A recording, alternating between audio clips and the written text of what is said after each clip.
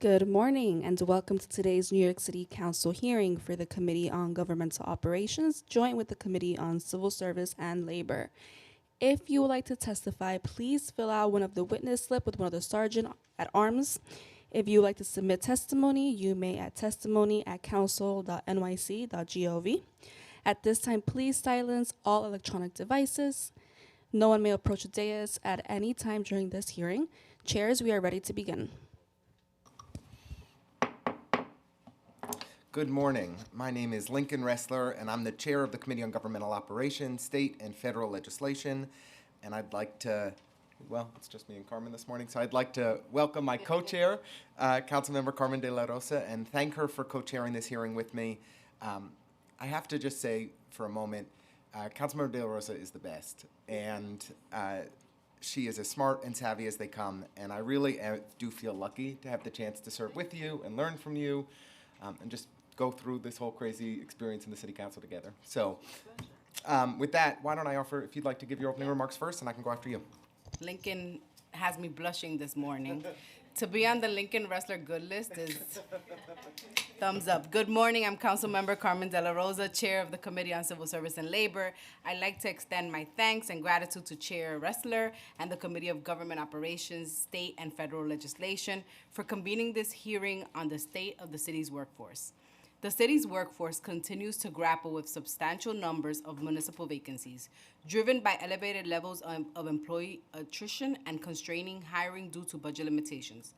As of February 2024, the administration lifted the citywide hiring freeze that had been placed since October of 2023 and implemented a 2-for-1 hiring policy, under which agencies hire one new employee for every 2 employees who depart. As of last month's data, the TLC, the Finance Division, and the Department of Probation have the highest vacancy rates and hundreds of positions left vacant. This persistent vacancy rate hinders the city's ability to effectively deliver essential services to New Yorkers. This hearing provides the opportunity for us to explore meaningful strategies to lower barriers for New Yorkers seeking to enter the municipal workforce. The current system excludes applicants who may not have the time, freedom of mobility, access to internet, or adequate information about testing opportunity or digital exams. Additionally, exam fees pose a financial barrier to many potential applicants who do not have the flexibility in their budgets to cover their applicant costs. Applicants who face financial hurdles are at a disadvantage compared to other civil service candidates who can afford the costly prep courses and study materials to take the same exams. Moreover, applicants are subject to extraordinarily long times to receive their results, followed by additional delays for interviews and job offers.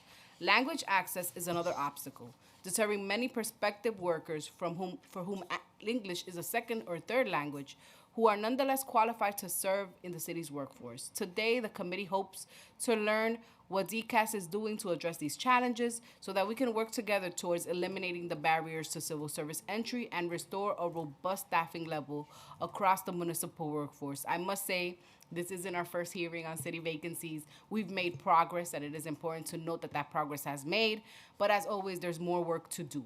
I'd like to thank our committee staff, Senior Policy Analyst Elizabeth Arts, our Legislative Counsel Ria Yasawara for their hard work in preparing for this hearing, and also my Chief of Staff, James Burke, Legislative Director Kiana Diaz, and Comms Director Frey Familia. I'll now turn it to Chair Ressler for his remarks.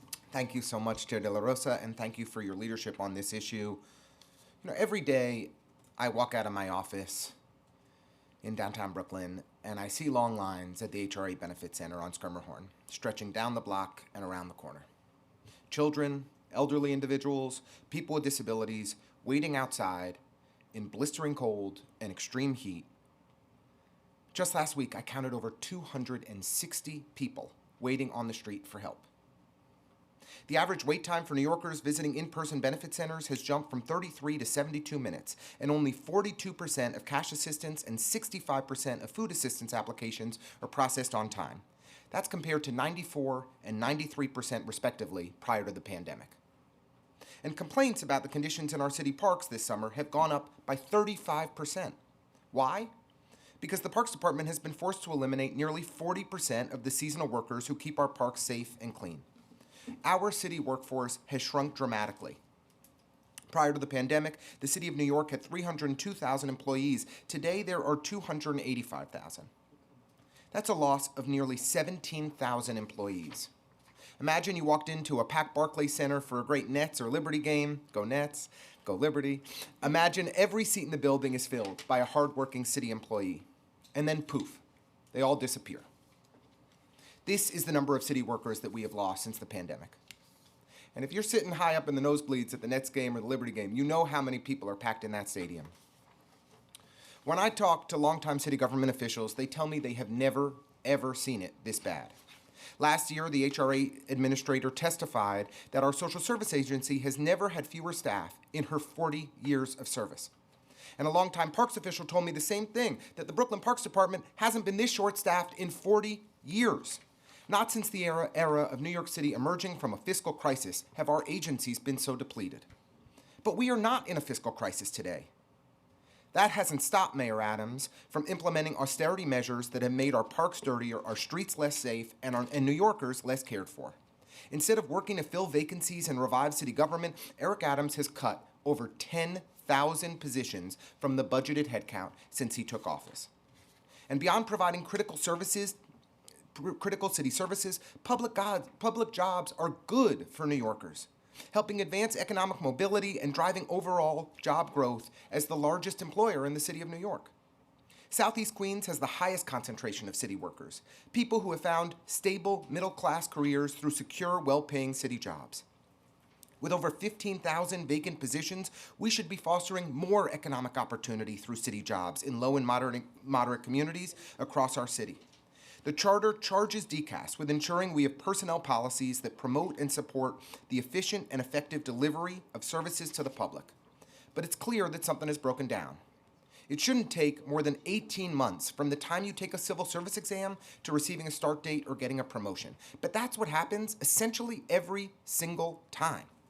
And candidates are left completely in the dark with no information on their status or timeline of if or when they'll get called. This is not how hiring should work in the 21st century. We need DCAS to rethink how we recruit, hire, and retain city government employees. And we should be building more in-house capacity, not relying on overpaid consultants that too often underperform. Today, I hope we can break down existing hiring processes to understand what's driving some of these shortcomings and begin to chart a new path forward to ensure that our city workforce is efficiently and effectively delivering for New Yorkers. We'll be hearing several bills today, legislation that I introduced with Councilmember De La Rosa to require DCAS to maintain a live public hiring tracker to help us have a real-time understanding of the vacancy crisis in our city workforce. Intro 212, sponsored by Councilmember Hanif, who would require DCAS to offer civil service exams in plain, simple language. We're also hearing two resolutions introduced by Councilmember Farias. Resolution 78 on the New York State calls on the New York State Legislature to pass legislation amending the Public Officers Law to allow non-citizens to hold civil offices. And Reso 521 calls on the U.S. Department of Labor to expand the number of Occupational Safety and Health Administration, OSHA, authorized outreach trainers in New York City's 10 designated languages. I'd like to thank the Civil Service Committee staff who are terrific, Elizabeth Arts and Henri Ogasawara. Did I mess that up? Did I do okay? Sorry. Should I say that correctly? Asawara. Excuse me. I'm sorry, Ree. And the governmental operations team, Jace Ganapathy and Erica Cohen for their work. I'd also like to thank my team, my great communications director, Neve Mooney, and Molly Haley, who is brilliant, my chief of staff. With that, I'd like to recognize Councilmember Botcher, and did I see Vicky? And yes. Councilmember Palladino. Welcome, Councilmember Palladino. And Councilmembers Moya and Caban are on Zoom. How are you guys doing? Do you want to reach out as opening? You want me to? She had an opening. Okay. And Councilmember Hanif is unfortunately sick today, but she asked us to read a statement on her behalf with regard to her legislation. Thank you, Chairs De La Rosa and Ressler, for including my bill, Intro 212A, on today's agenda. I'd also like to thank Chair De La Rosa for introducing this bill alongside me as a co-prime sponsor. It's no secret that our municipal workforce has a vacancy problem. Positions at city agencies are not being filled, which has decreased the performance of essential services that our constituents depend on. Let's be clear. There's no shortage of demand for civil service jobs. Working class New Yorkers, including those from immigrant community backgrounds, or with those with lower levels of educational attainment, are eager to use their skills to strengthen our city. However, unnecessarily complicated language in the civil service exams can serve as a barrier for those who are well qualified for the jobs that they are applying for, but who speak English as a second language or who have lower levels of reading comprehension. Intro 212 seeks to address this issue by requiring DCAS to offer civil service exams in plain, simple language at the lowest reading comprehension level that is practicable for the available position. I want to stress that this bill would not lower the standard for applicants. It would solely make the language of the test more accessible for a diverse pool of potential civil servants. I look forward to hearing testimony from the administration and the public on Intro 212. I'm hopeful this bill can open up new economic opportunities for New Yorkers and strengthen our city's workforce.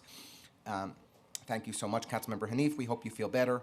And with that, we'd like to call up our first panel, the Executive Director of DC 37, the one and only Henry Garrido. Thanks for being with us.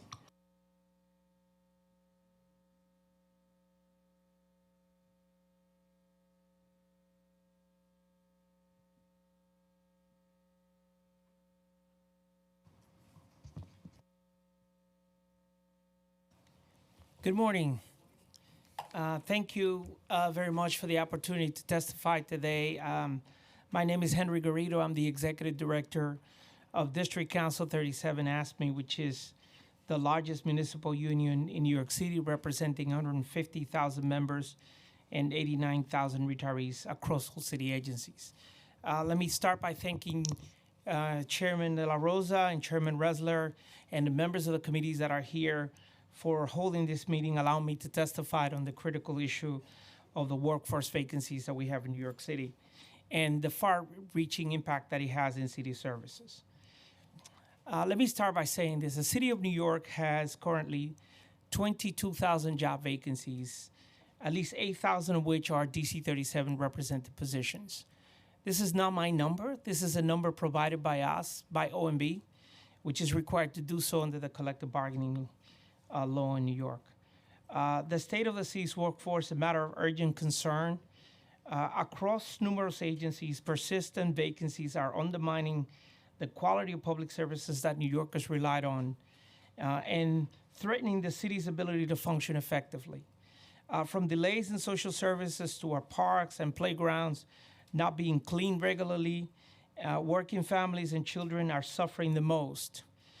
We have the responsibility to make sure that the needs of all New Yorkers are being met.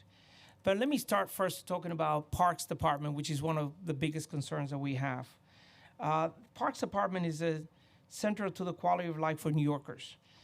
Parks are where children play, where families gather, and where we turn for respite in this dense urban area. Yet chronic understaffing has left parks across the city in disrepair, with fewer maintenance workers and groundkeepers available to care for green spaces. We have lost at DC 37 nearly 1,000 staffing lines, including community coordinators, gardeners, park rangers, and park enforcement officers, which are, by the way, revenue-producing titles, right? Vacancies in these roles mean longer waits for basic upkeep, from trash removals to repairs of playground equipment, impacting the safety and usability of these essential services. And Councilmember De La Rosa, the other day I was in one of the restaurants in your district, and as I walked out, I smelled fire, and saw the fire department rushing towards the marina, and later found out that the debris that was there that had been kept, it was not as a result of drought, as people had said, but actually the debris had accumulated to the point that a fire started. Should we have enough maintenance workers that could have been able to remove that debris, we would have been able to prevent that and not having to have the fire dispatched to that. Your park, that park in particular, has lost 20% of the workers. So as a prime example of how it affects New Yorkers and constituencies in your district. And you alluded to this, Councilman Resler, regarding HRA and Human Services, where we have 72 vacancies for opportunity specialists, a series 24 eligibility specialists, and even more vacancies in the agencies across the board. The agency, HRA, is the backbone in New York City social services safety net. Its staff ensures that the most vulnerable among us families facing food insecurity, individuals requiring housing assistance, and workers seeking job training receive timely support, and yet the agency staffing crisis is creating a bottleneck that delays those vital services to be delivered. Caseworkers and eligibility specialists are overwhelmed with caseloads far beyond what is sustainable. These delays hurt not just individuals, but the broader community, as people unable to access services are left in dire straits. Without immediate action to recruit and retain HRA workers, we risk a collapse of the very system meant to provide stability for those who are most in need. Another prime example is the Department of Buildings. We've seen a lot of accidents and concerns about the Department of Buildings, but the staffing there has caused the conditions to worsen. Department of Building vacancies are delaying construction projects citywide, hindering economic development and housing production at a time when the city desperately needs it most. This delay slows down the creation of affordable housing and housing in general and critical infrastructure projects across the board. The ripple effect of these vacancies impact everyone, from New Yorkers on job sites to residences waiting for much needed housing. Filling these positions is not just about efficiency, it's about meeting urgent needs of city's growth and housing crisis. Department of Transportation, how are you? It's another example where parking enforcement services workers, DOT parking, are essential to maintain the city's parking meetings, a critical source of revenue for the city of New York. However, the workforce currently facing troubling 12% vacancy rates. This shorter increases the burden of remaining New Yorkers, leading to higher overtime demands and heightened stress level. The impact extends beyond the workers themselves because on-field positions mean delays in maintaining and repairing parking meters, which directly affect the city's ability to collect parking revenue efficiently. Given that these positions are in the labor class and are required only a driver's license and no civil service exam, this vacancy rate is both avoidable and unacceptable. In the Department of Finance, which is another great source of revenue, I want to highlight the critical impact of vacancies in revenue generating and revenue capturing positions across the board in city agencies. From tax assessors and auditors to enforce officers, those roles bring in essential funding that the city relied on for its operation. There are currently 20 postings of city tax assessors, a 6% vacancy rate, and additional auditors in the millions of additional dollars that could be achieved if we were staffing it correctly. Every unfilled position represents lost revenue, exacerbating our budget shortfalls and further straining city resources. Let me say this. This is a tax cut by neglect to the uber rich of the city of New York. We have never had a lower headcount in finance when we needed the most.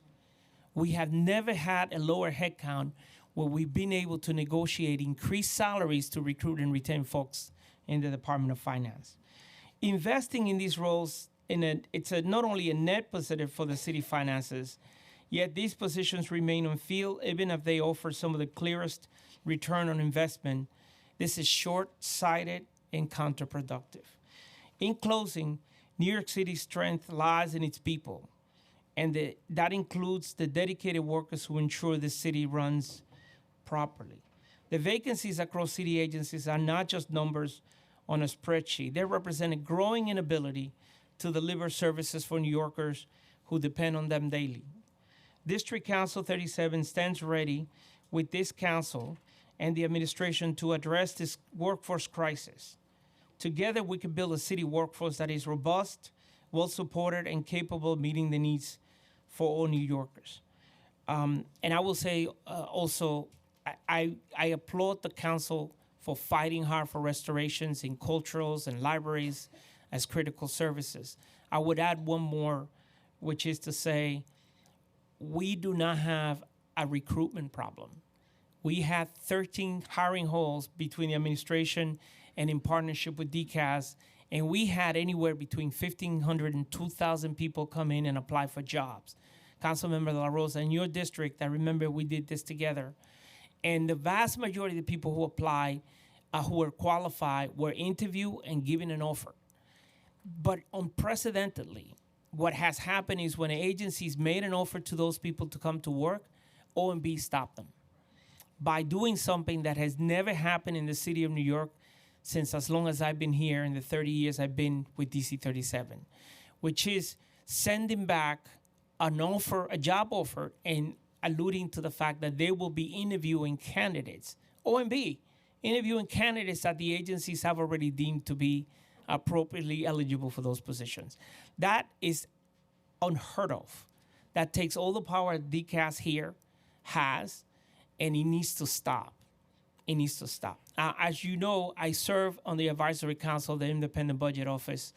The Independent Budget Office estimated that 22,000 vacancies is saving the city $1.5 billion, and it's growing.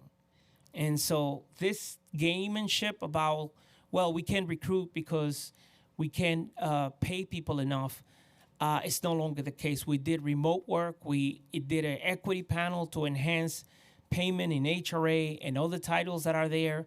We paid out of collective bargaining. The city didn't have to come up with that money. So we don't have a recruitment problem. We have a retention problem, and we have an OMB problem. OMB is running the city of New York, and it needs to stop because a budget is negotiated between the mayor and the council as part of our charter. That needs to be respected because it doesn't make any sense to have a budget that allocates funding for the agencies in the budget process, not to exercise it later by OMB stopping the very same thing this council worked very hard to restore. Thank you.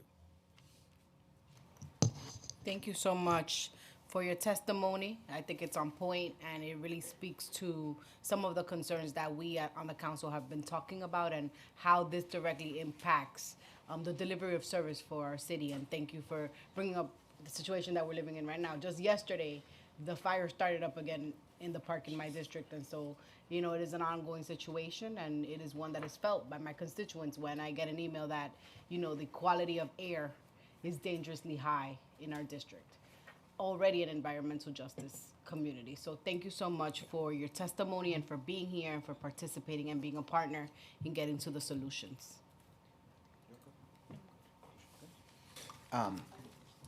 I just want to recognize Council Members Menon, Salam, and Councilmember Carr of Brooklyn. Thank you all for joining us. We appreciate you being with us today. Did I miss anyone? Good. Just want to follow up on a few of the things you mentioned today. Thank you again for being with us, Henry. I couldn't agree more with Carmen's assessment. Or Chair De La Rosa's assessment. I thought your testimony was exactly on point. We looked at the Department of Finance and also found overall city agency-wide, their headcount is down 20% since pre-pandemic. And I think you're really right and smart to highlight the revenue-generating positions that are so critical to allowing us to invest in all of the other services that we need to support New York City.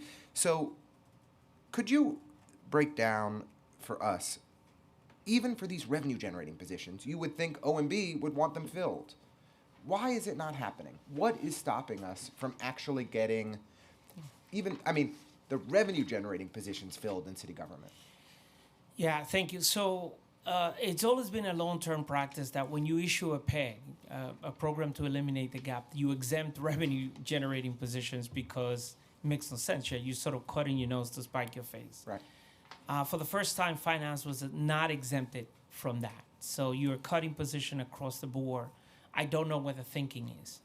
But we made in the past administration, prior to this one, we had made an agreement to bring in assistant assessors to, for instance, review vacant lots that have now been turned into actual buildings that are still listed as vacant, right?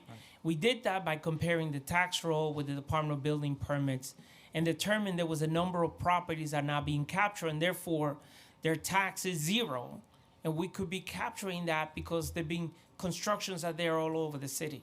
We highlighted this to the finance commissioner and said, look, if we hire people to go after those properties, that's revenue that you will be capturing because there's actually buildings in there. But on the law, you need a physical inspection of that. You can't do it through vision or whatever the model is that they have sitting somewhere Department of Finance, you need to physically be there to issue a tax bill. And the Department of Finance Commission at the time said, it's out of my hands. You need to talk to OMB about releasing these positions. Again, follow up with the director of OMB, and we were told the city's on a crunch because of the migrant situation. So therefore, we cannot exempt finance or anybody for that matter over the hiring freeze, because if we do, then it starts a domino effect that everybody wants to be exempted. I don't believe that to be the case. I think this is penny wise and pound foolish, that you're not investing in capturing the revenue that the city needs desperately right now. And across the board, I can give you examples on nurses that capture Medicaid services for school children that are not there to do so right now. I can give you examples of billboards that we have issued and cell phone antennas that are millions in New York that we're not capturing because we don't have the engineers of 375 to go and do the physical inspection that is required to issue the RUC, because it's an honor system, and people who are not onerous, or whatever the term is, are not reporting that because they only report it when they get captured. That makes no sense. The parking meters that we talked about, the attendance, that is a no-brainer, right? You could fix them, and it's also bad for the public because you issue, the meters go down, their traffic enforcement agency issue a fine, and then the people appeal it, then we gotta go to an appeal that makes no sense. It annoys the public and the constituents, say the city doesn't work and government is not working for us, right? We need to fix this, and to fix it, we need to have a sensible approach of bringing back those robust positions in the revenue generating, revenue capturing, to be able to do the job right. Yeah, and if I recall correctly, because that local came before our committee earlier this session, they also repair traffic cameras and stop signs. So these are not only revenue generating positions on the camera side, but they're critical for safety in our community. And the wild reduction in headcount that we've seen, we're down 60 odd employees, about a fifth of where we were prior to the pandemic. It's not only revenue generating, it's critical to the health and safety of our community. Yeah, and what it doesn't make any sense is that a lot of these positions are partially reimbursed by federal or state government, right? I talked about the nurses. Medicaid has a proportionally reimbursement of that. The traffic device maintainers, the Department of Transportation gets federal reimbursement for that. You got across the board. This happens with state positions at HRA. With case management because of minimum staffing. Again, reimbursement. It's not 100%, but it's partial, and it's bringing back revenue, and it doesn't make any sense about the way they're doing it. I wanted to just circle back to something in your testimony that I thought was particularly salient, and is something that Chair De La Rosa and I have been talking about for over a year. We pass a budget with the mayor that sets headcount, full-time and part-time per city agency.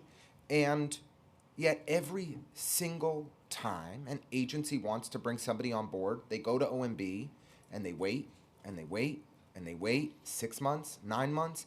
I'll tell you, I had a PhD who lives in my district in Greenpoint, Latino guy, recent PhD graduate, got a great job at the health department, was so excited to be a part of public service, and after waiting 6 months had to accept a new job because who can afford to not work for that kind of extended period of time? And so we've been in conversation about, could we explore ways to mandate that OMB allow agencies to hire up to a percentage of their allotted headcount, 90% of their allotted headcount, without having to secure OMB approval. Do you think that a proposal like that, and if there was a fiscal emergency or any kind of, change in the fiscal dynamics, of course, that could be prevented. But do you think that some sort of policy along those lines is worth exploring to ensure that agencies actually have the discretion to bring people on board and fulfill their mandates and responsibilities with the headcount we allot them? Yeah, I think we'd have to look at it, but I think since the time of the fiscal crisis in New York, part of the process of OMB approving this position was you did not see the agencies to exceed budget, because in the end you had to balance your budget, right? And we've had cases in the 70s where that happened, especially in social services. But I think the practice of having that checks and balances has gone so far ahead that OMB now is dictating staffing and interviewing people and demanding qualifications. And I'll give you an example, right? agencies have discretion if you have a BA or an associate's degree with experience to hire people, or if you have relevant experience that doesn't necessarily match what's on the job specs. That is the latitude given, and DCAS encourages agencies to do that. And then to submit a proposal to a prospective applicant and say, here's your position, here's the salary, only to be told by OMB is that we're rejecting it because the person doesn't have a BA, when the interview and the agency already determined that to be, I think is utterly ridiculous.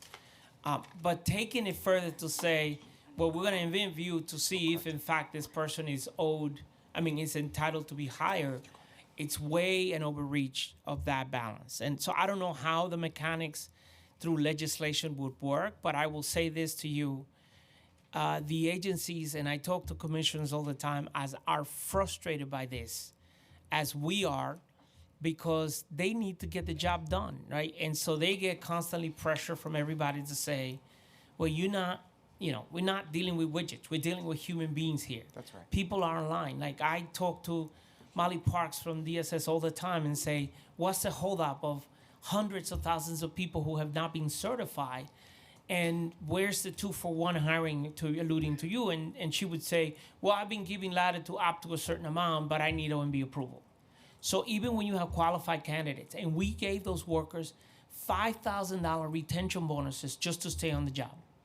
And we successfully, so it's not an issue recruitment.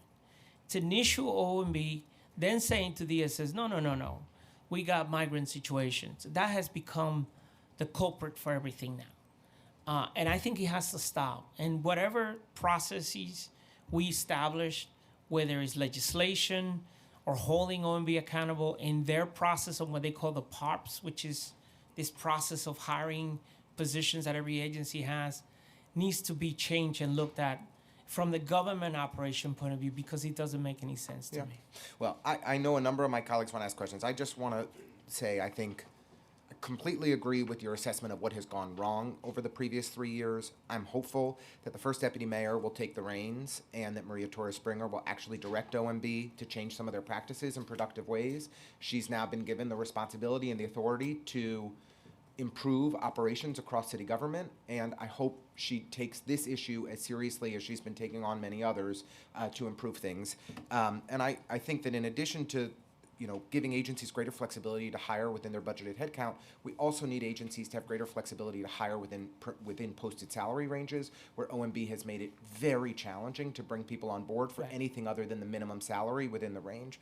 Councilmember Chair De La Rosa, and then a few of our colleagues. Yes.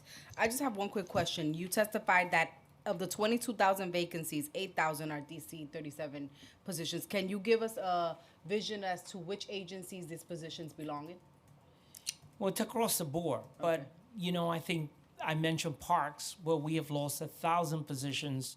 We're in discussions with the administration to try to restore 750, including 250 PEP officers who, as I said, bring in revenue. And this is where it doesn't make a lot of sense. So if the issue was real money, why would the administration pursue a charter revision that would allow sanitation to clean the parks, where it costs them more to do so than the very park workers that are being there, right? And I have to go through a civil service position where the park workers, where our non-competitive titles, could do so at a lower cost. So a lot of this rhetoric that it is a budget exercise is not really, to me, doesn't pan out. The same thing happened with ulteriors in Department of Transportation, where people are cleaning, where new positions were hired at a higher cost, with a higher pension cost. No disrespect to sanitation workers that work extremely well with Harry Spoli and his members, but it doesn't make any financial sense. What it does seem to do is that a lot of the people in the very positions that we have hiring, residency requirement, that live in the very neighborhoods that they're supposed to service, are being disenfranchised. But parks certainly is at the top of that list. Certainly, we've done better with healthcare because after the pandemic. But finance and revenue, as I said, this is a tax cut by neglect. You have over 1 million parcels in District 2 in New York, and you have 2 assessors.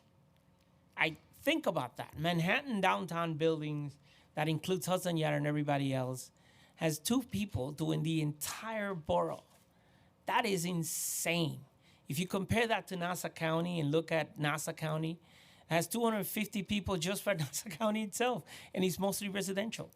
So we're leaving money on the table for this. So certainly parks, finance, revenue producing are at its worst. Thank you so much for answering your questions, Councilmember Salam. Questions? Okay. Councilmember Menon? Well, thank you so much. I first of all want to thank the chairs for this important hearing. And Henry, I want to thank you for your testimony. I really want to highlight something you said about OMB because I couldn't agree more. And I just, for the record, I mean, I think what you're saying is so important that New Yorkers understand. I served as commissioner of 3 different New York City agencies. Not a single time did OMB ever interview a candidate that I, as agency commissioner, was interviewing. The fact that OMB, who does not have subject matter expertise in these various agency operations, is inserting itself and slowing the process down is honestly appalling and shocking. I think you said it best. You said, "Is OMB running the city?" I mean, it's who wants to serve as commissioner when their judgment is constantly being questioned and they can't even hire the people that they want to hire, and then OMB inserts itself not having subject matter jurisdiction on this. So you mentioned you haven't seen this before. Could you really talk about that in past administrations this was not? I mean, that was certainly my experience. I've never seen anything like this. Yeah, so I have the I have the privilege of having been here for almost 30 years, 29 and a half to be precise, at DC 37 in various capacity. I worked before that as an auditor for the city of New York 2 years, and even then I had not seen this. An example of the work that we've done together, Councilman Member, we fight really hard to create an Office of Healthcare Accountability because we felt that I could save on healthcare. Since the city workers are paying twice as much of the average annual healthcare cuts across for $13 billion. So even 1% and 2% could have saved a lot more money that we could use for healthcare for active retirees. And OMB refused to fund the positions until we fought really hard to do it. And even then, it was a struggle for something that was going to generate more revenue, more savings. That is something I've never been privy to. And I understand that there was some concerns about OMB always being the gatekeeper of the budget, right? We've always known that. There's always a balance of power. But if there's an agreement with the council, for instance, or early childhood education, right? We have negotiations early childhood education where we're having a tough time recruiting teachers who on the early childhood education because they're getting paid $10,000, $12,000 less than teachers in the UFT. So anybody with a certification is going to go work for where they get paid more, right? And so we had discussions, and this struggle of having negotiations that are done, we worked really hard with the Office of Labor Relations we come up with something that's sensible, and then have to say that we're not tying the policy recruiting early childhood education certified teachers that we need to run the programs that are negotiated to the budget because OMB has a different opinion about what it's worth, what a teacher should be worth. That to me is unconscionable and it's outrageous, and it challenges the balance of power that has been established between the power of this council in its capacity through its committee, through budget negotiations, and OMB, which has been part of it but never been the catalyst of it. They've gone from gatekeeper to kingmaker. Right. No, absolutely. And I guess 2 more things I just want to add. It's also going to be a deterrent for people to enter public service. If they have to wait 6 months to get the job interview and then they're being second guessed and being questioned by OMB as opposed to an agency commissioner, that is a deterrent, particularly when in so many roles people can make more money in the private sector. We're serving as a major deterrent for people serving as public service.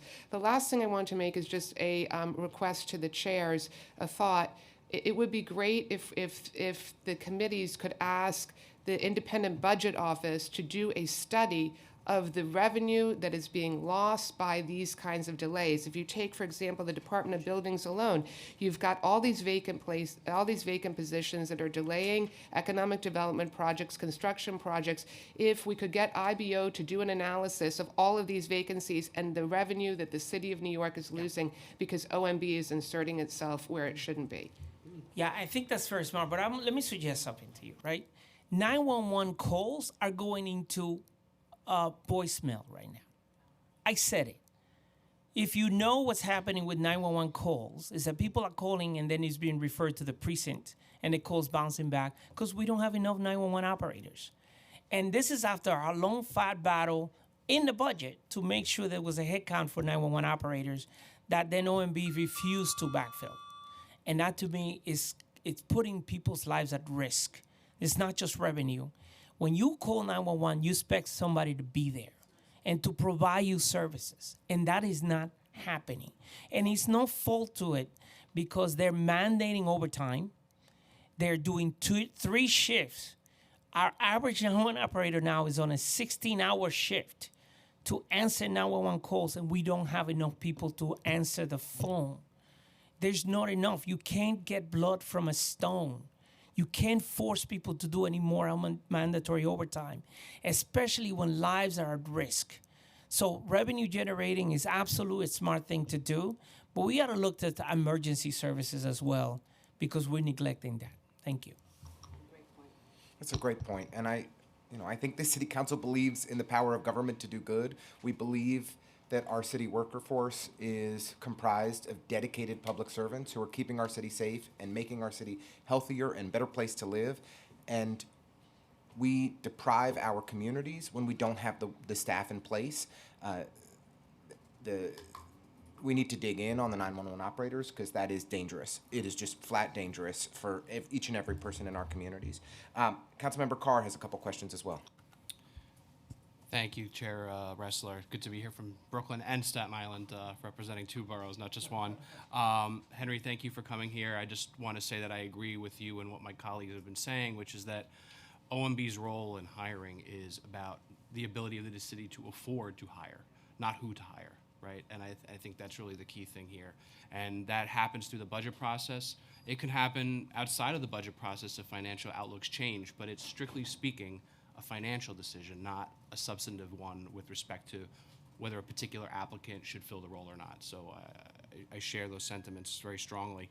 I want to ask you about rehiring folks that were terminated as a result of COVID vaccination requirements. A number of colleagues have been advocating for this particular position for a long time, rehiring people back at the titles and ranks that they had previously before termination or separation. Not talking about the back pay issue, that's not what I'm trying to get at here. We do have a need to staff up. It's been a need that's across agencies. Some have been more effective at getting recruitment through hiring halls than others. And it's very clear that there hasn't really been a consistent standard that the city has applied on this question, right? Some have sued to get back on and have won and have not been reinstated. Some signed legal waivers and returned. Some are still waiting and haven't been able to find meaningful employment since separation. So what's your opinion on this particular topic? Well, this matter is subject to litigation, so I want to be careful. I believe that should absolutely happen, right? That we should give an opportunity for people to come back.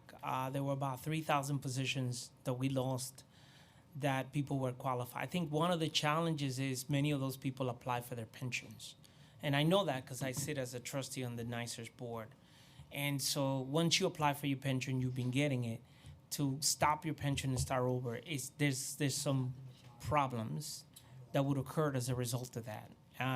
Because you don't want to be treated them as a new employee on the tier 6.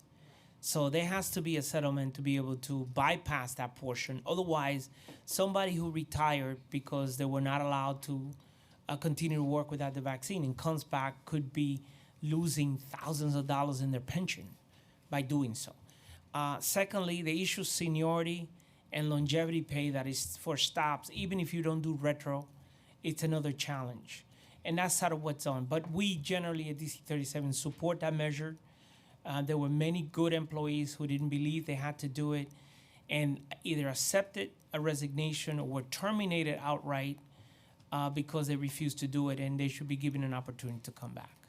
Well, thank you. I appreciate that position very much. And I think, yes, the pension piece is complicated for a segment of these individuals. And I think what's instructive is the example of judges, right, who certificated judges were forced to leave the bench. Some took their pensions, and the legislature passed legislation to basically make that okay. So I understand we Right. would need to have their cooperation in this on that front. But I think if there's a will, there's a way. Yeah. And if we understand that there's a matter of equity, that these are people who gave meaningful service to the city for many years, and but for this would still be serving the city and performing well. And I think we should do everything we can to eliminate, legal roadblocks to restoring them to city service. Yeah, I agree, and we will support legislation to that end. Thank you. Henry, I know you have a leadership meeting with DC 37 today, so I just really want to thank you for taking time away from that to be with us and to sharing your insights. This was an incredibly compelling testimony, and your expertise here is of enormous value to the council as we try to address this hiring crisis and better staff our city agencies. So thank you so much for being with us. Thank you, and remain open to any discussions. We work really well with you, and any information that we have, and we have testified today, we can follow up with facts. And so anything for need for documents, to the extent legally, we will be willing to share in a transparent manner. Thank you. Thank you so much. Thank you. Thank you. And we would really like to thank the team from DCAS and OLR for their patience in listening to that panel and for giving the chance for Mr. Garrido to testify first, as he had other commitments today. It's now my pleasure to introduce Katrina Porter, the Deputy Commissioner for Citywide at DCAS, Kadian Uttar, and I apologize if I'm mispronouncing your name, please correct me, Assistant Commissioner at DCAS, and Daniel Pollack, the First Deputy Commissioner at the Office of Labor Relations. Thank you so much for being with us today.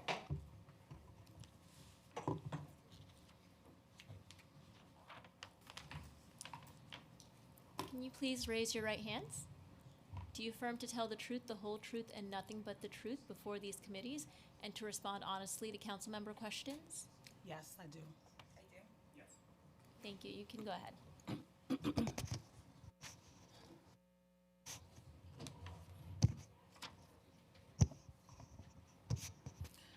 Good morning, Chair De La Rosa, Chair Ressler, and members of the City Council committees. My name is Katrina Porter, and I'm the Chief Human Capital Officer for the City of New York and Deputy Commissioner for the Human Capital Division at the Department of Administrative Services, more commonly known as DCAS. I am joined here today by my colleagues, DCAS Assistant Commissioner for Workforce Operations, Kadian Uttar, and Daniel Pollack, First Deputy Commissioner with the Office of Labor Relations. I am grateful for the opportunity to discuss the vital programs and processes we implement at DCAS to deliver resources, services, and support to city agencies, and most importantly, to the people of New York City. We understand the Council's interest in ensuring consistent public services and also share in the belief that the city's workforce is among its greatest assets and is a critical component for government service delivery. To provide context, DCAS plays a critical role in supporting agencies' efforts to recruit and retain city employees and foster an accessible civil service with minimal barriers to entry. In addition, we have developed innovative tools such as our interactive data website, which draws information from our annual New York City Government Workforce Profile Report. Here at DCAS, we take a multi-pronged approach to attracting and retaining talented New Yorkers to serve in city government. This is a constantly evolving process that requires us to develop strategies to broaden the scope of the civil service exams we administer. We have been expanding the use of our bridge exam model, which allows candidates to take a single exam while qualifying for multiple roles. We recently expanded this model to include, for the first time, a single exam featuring multiple public safety titles. This exam, currently open for registration, offers candidates 4 potential pathways into a career in public safety.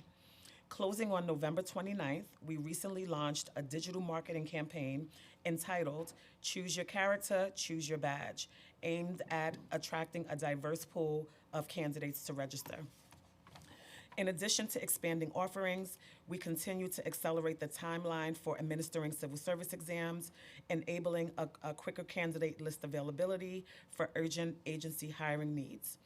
In fiscal year 2024, DCAS produced exam results in just under 140 days, representing the lowest such time frame in well over a decade. Shorter turnaround times help to ensure candidates remain engaged and are responsive to agencies looking to hire. Annually, DCAS administers between 185 and 200 exams, offering pathways to civil service jobs for tens of thousands of New Yorkers. To date, we have administered 205 exams this year, which are the most we have ever undertaken in a single year. Exams are the front door to municipal service. Excuse me, more than 80% of city government jobs require passage of a civil service exam. We are also very proud of our latest efforts to speed up onboarding. Led by DCAS, the HR Transformation Initiative has helped to reduce the paperwork necessary for onboarding and streamline the hiring process to provide a smoother pipeline as well as prevent candidate drop-off. We have also looked to adjust many minimum qualifications across various titles, consider practical experience and formal education requirements while maintaining high standards across our workforce. This is a groundbreaking initiative and one that has already shown signs of promise. This ongoing initiative expands the pool of eligible candidates and reduces employment barriers. To date, we have successfully revised requirements for 44 titles, affecting approximately 22,000 plus jobs. We expect this effort to continue to broaden the pathways into municipal work for New Yorkers. Our efforts to recruit talent has even expanded to include more pathways than ever for the next generation of civil servants. We have numerous initiatives aimed at engaging our city's youth. In partnership with New York City Talent, DCAS has worked to meet the mayor's moonshot 30 by 30 apprenticeship goal of delivering 30,000 apprenticeships by 2030, including helping to launch the Career Readiness and Modern Youth Apprenticeship for high school students interested in a civil service career.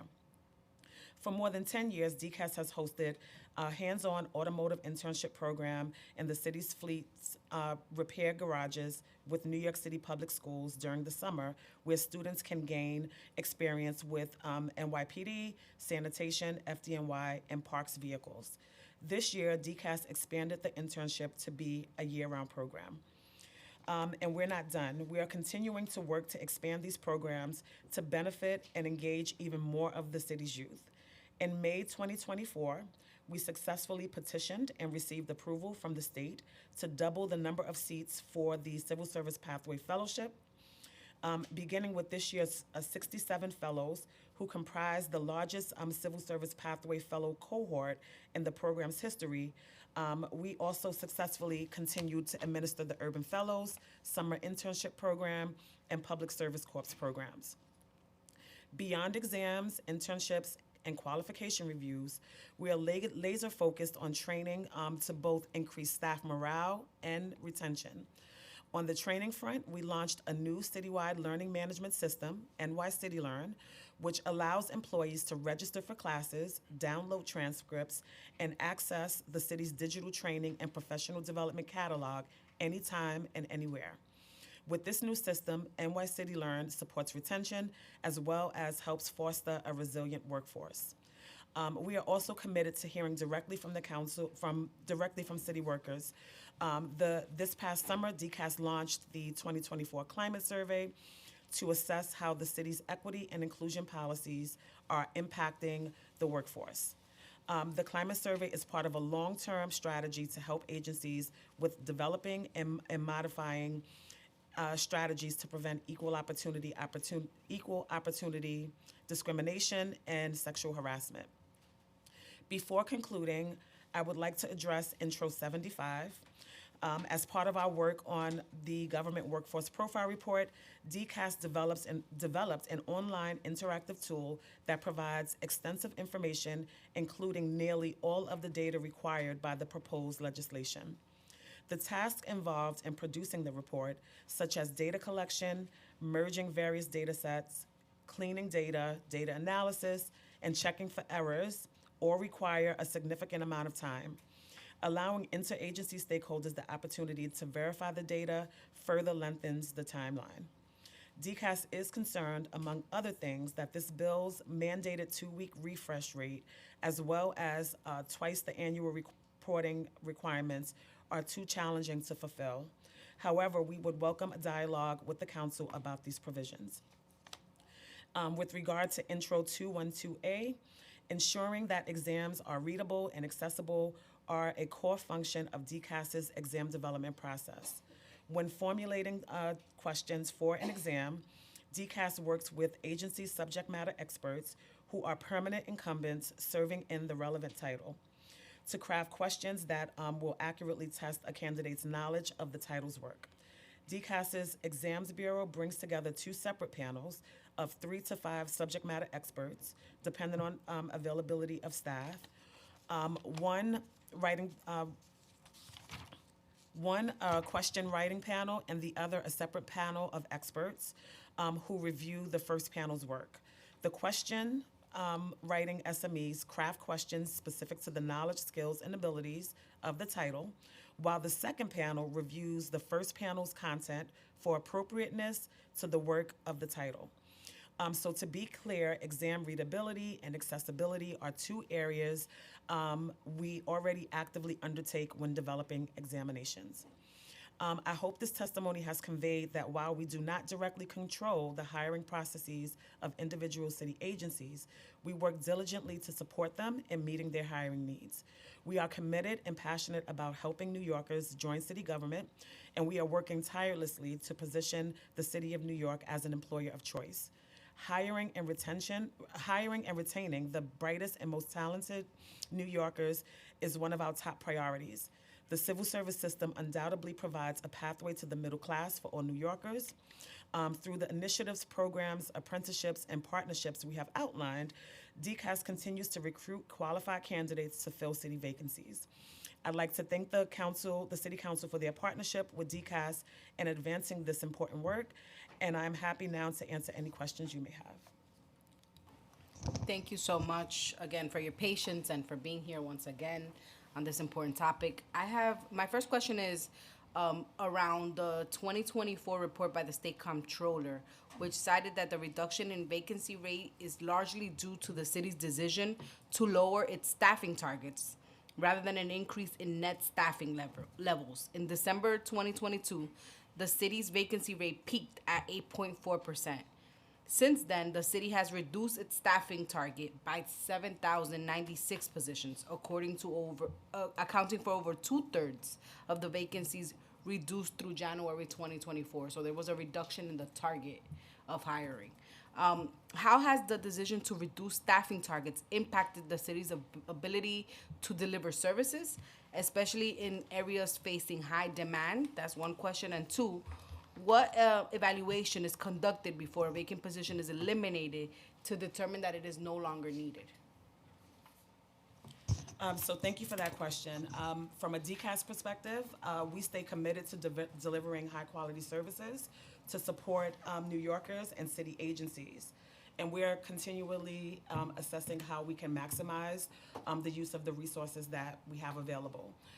As it relates to staffing levels and budgeted headcount at the city, at city agencies, DCAS is not privy to that information. However, we can take that question back to our colleagues at OMB for a response.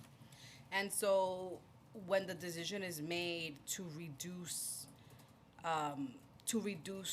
the staffing target by 7,000 plus positions, that is a decision that is made by OMB.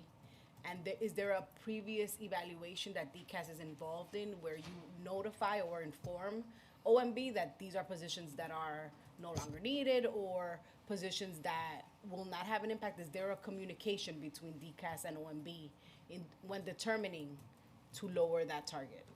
So yes, DCAS is not involved in that process. So we have no insight into the decision making when those type of decisions are being made by OMB. It seems to me that that is backwards in the process, because if you are the chief, human capital of the city, where you're tasked with filling these positions, and a decision is made to reduce the target, you would know best where the impact will lie among our city services, right? And where the challenges are in filling these positions. And so it seems to me, I'm just putting it out there for the record, that is a miscommunication and a lack of opportunity, really, to have a robust conversation where we can actually determine what are the positions, and that number seems then arbitrary, right? That 7,000 plus positions seems arbitrary if there isn't a conversation or an evaluation that is done. How is the administration addressing high turnover in departments such as the probation department, buildings, and the fire department, where turnover has already exceeded pre-pandemic averages? And again, just piggybacking on some of the conversation we had before with DC 37, it seems to me that these specific agencies, probation, buildings, and fire, are safety agencies that are needed in order to comply with the safety of New Yorkers. Thank you for that. So we do work very closely with city agencies. We host a monthly agency personnel officer meeting, and we do meet with individual agencies to discuss their recruitment needs. As you may know, 80% of the positions in the city's title portfolio are competitive, and so administering examinations, that's the foundation of how we support city agencies in meeting their hiring needs. Now, we do recognize that is a preemptive measure because it does take time for those exams to be established. But in the event, let's take for instance, you mentioned the Department of Probation. In the event that we are in the middle of administering examination, we are able to provide the agency with applicant data so that they can use that as a recruitment source until the exam is ready. Our Office of Citywide Recruitment also works very closely with agencies to spotlight their positions and to get the word out about any vacancies that they may have available. Kadian, would you like to add anything?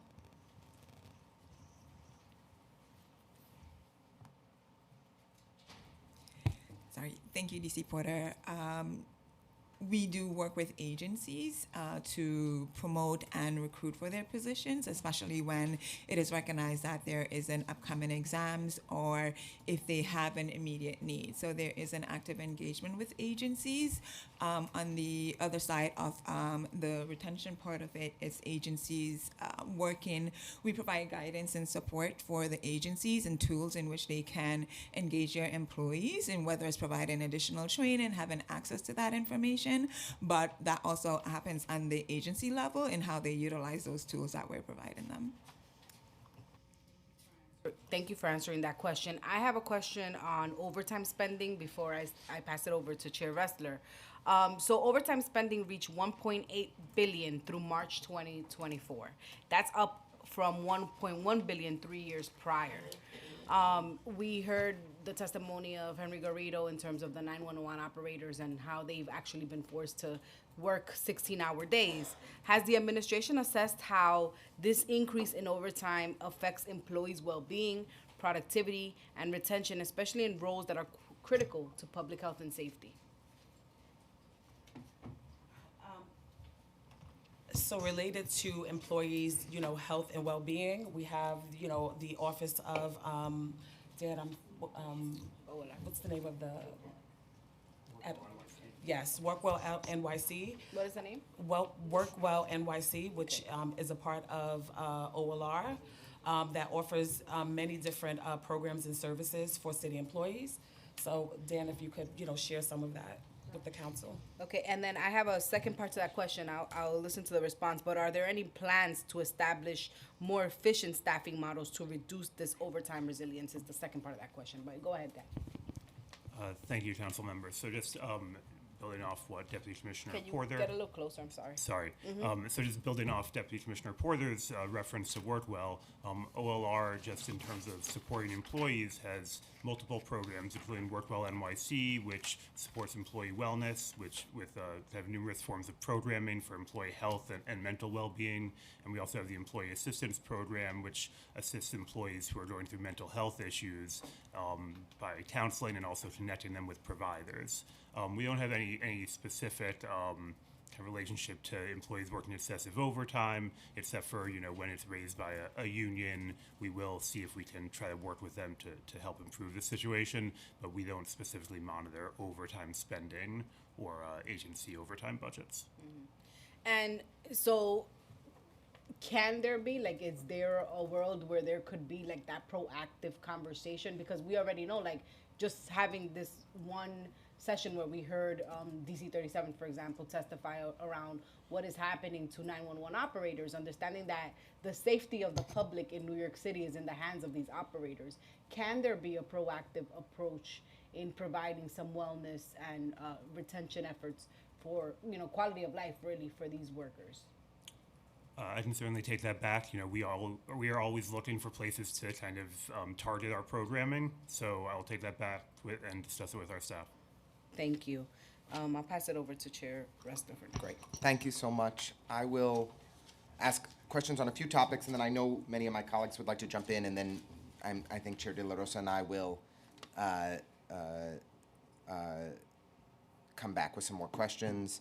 I just also wanted to thank Executive Deputy Commissioner Thuo for being with us today. We always appreciate when agency leadership comes and attends the hearings and when their teams are up as the content experts, but that you care and you engage, it means a lot. So thank you for being here. And Deputy Commissioner Porter, thank you for kind of your leadership and hard work. Former Commissioner Pinnock was so excited about you taking this role. She's somebody who I've worked closely with over the years and have a lot of respect for. Henry Garrido testified that there were 22,000 vacancies in city government today. Are you able to confirm that number? Is that accurate? So I'm not able to confirm the number, but I can confirm the vacancy rate, which stands at about 5.3%. And that's full-time employees? Yes, and that's based on information we received from OMB. Okay, so the vacancy rate is, I assume, I'm not sure, although my chief of staff, Molly, will kick me if I say something inaccurate. She's far away, so she may not be able to kick me.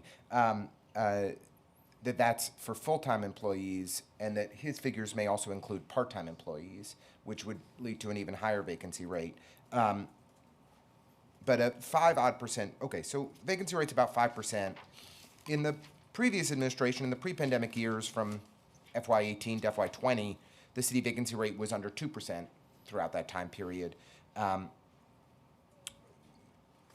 We have seen that, and to Chair De La Rosa's point earlier, the decline in the vacancy rate and the state controller's report is somewhat misleading, because the major reduction in the vacancy rate is because we've eliminated 10,000 jobs in city government under this administration. So the vacancy rate would be dramatically higher if we hadn't cut 10,000 budgeted headcount by this mayor. I'm just interested, though, let's say for argument's sake that Henry Garrido is right, because he almost always is. DCAS, we've got 22,000 vacant positions, over 5% of the positions vacant. Do you conduct regular analyses of those vacancies to determine which civil service exams you need to expedite to help fill the vacancies that are most concerning? So the development of the annual examination schedule, it's a collaborative effort with city agencies, where we first start out with using data. And so that's data around the number of provisionals that are serving in the city, and then taking a look at active lists that may be scheduled to terminate, within the next year. And DCAS comes up with a tentative list of exams or titles that we plan to offer in the upcoming fiscal year. We then reach out to these city agencies and we ask for their input in the schedule through what we call a workforce planning questionnaire. And it gives agencies an opportunity to assess their workforce, to determine any special programs that they foresee coming in the near future, or titles where they may see a high attrition rate. And then the agencies would then provide that information to DCAS for consideration in including the title in the examination schedule. Okay. There are close to 500,000 candidates on eligible lists across 510 titles. I believe the number we have is 474,724. Are you able to confirm, is that accurate? That sounds about right. Okay. Do you know a breakdown, I'm curious, between what percentage of those nearly 500,000 people are current city employees seeking a promotion and who are new hires? That I do not have handy, but we can probably get back to you on that. Okay, that would be great. If we have, a substantial percentage of this 500,000 people who are on eligible lists across 500 titles, that's a lot. A lot of them are new people trying to fill vacant positions. Like, what is the biggest obstacle to getting these candidates, eligible 500,000 candidates, into vacant positions or promotions in city government? So our process is governed, by civil service law, and there are, rules that govern how we use civil service lists. And so pretty much the way it works is that when an agency has a vacancy, they reach out to DCAS, and then we send them a list of candidates to be considered. What we've noticed most recently is that a large number of these candidates, they're not showing up for consideration. So although they're on the list, they may not be available for consideration. So it's it's anytime an agency has a vacancy, it's the same list that they're using. Folks may fall off the list, which allows them to reach candidates that are further down. But when we look at lists like sanitation worker, where there are 45,000 candidates on that list, and sanitation they may usually hire a couple of thousand people a year. Right. The likelihood that all 45,000 of those candidates will be reached for consideration is, Of course not not. likely. I think it's more that, if 80% of jobs in city government require a civil service exam, we've got, according to Henry, 22,000 vacancies. That means 18,000 jobs that are civil service exam jobs are vacant. We have 500,000 people who have taken exams on eligible lists for 18,000 jobs.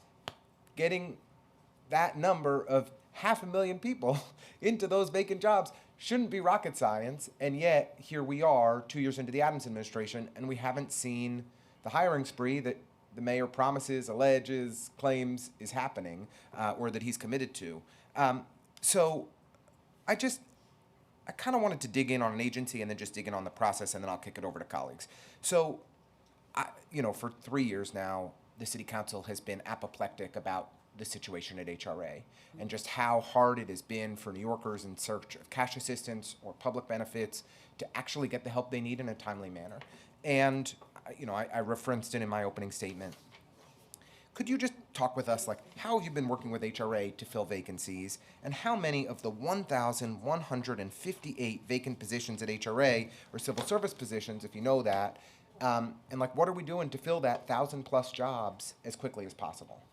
Yeah, that's a great question. We have been working very closely with HRA for the past, I would say, year or so, in helping them staff up in some of their most critical titles. Excuse me. And we've done that through, of course, the hiring halls, where HRA had great success in identifying candidates to fill some of their most critical positions. We also took a look at the examinations to be offered for those titles, and adjusted the exam format to education and experience to provide, more flexibility in helping HRA attract top talent. Okay. And also to support their recruitment efforts, to avoid the civil service list, running counteractive to their recruitment efforts. So currently, we have exams open for 3 of HRA's titles, their most critical titles, to first help those candidates that they hired to obtain a permanent civil service status, but then also helping them to attract new talent to fill their any additional vacancies they have. Also want to mention that some of HRA's titles were a part of our minimum qualification review efforts, where we expanded the qualification requirements to attract folks who may not meet the qualifications as is. So we have been working very closely with HRA to help. Yeah, I take you at your word. Those are all, meaningful efforts. I think that we've heard from Commissioner Park in her testimony over multiple hearings how committed she is to try and improve hiring at HRA.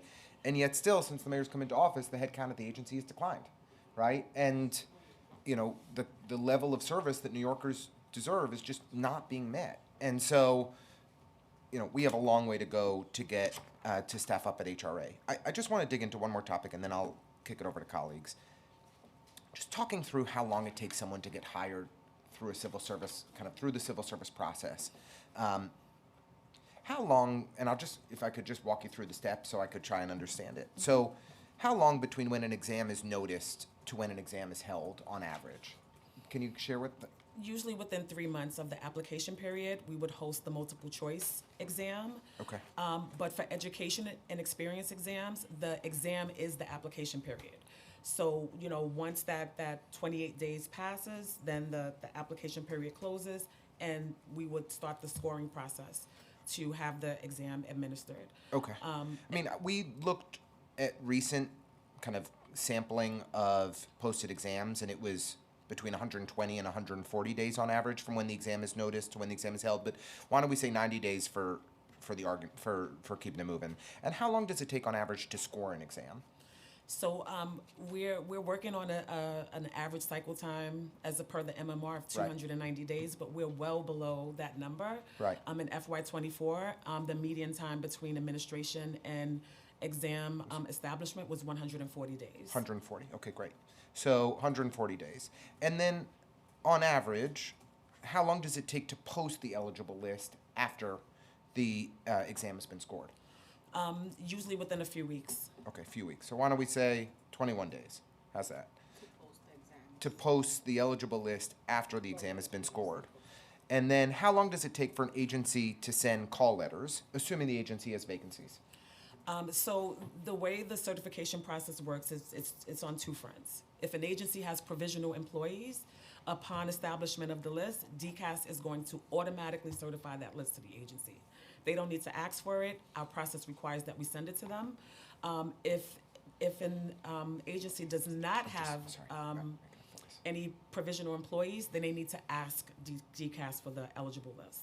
So that would mean that they have a vacancy to fill, and then they would reach out to DCAS, and we would then send them the list. So if they have a vacancy to fill, they reach out to you to send them the list, and then they send the call letters, or you send the call letters? The agency sends the call letters, and their process is guided by what we call the Civil Service List Call Guidelines, Okay. Which were established by DCAS. They provide, rules and regulations around how agencies should use civil service lists.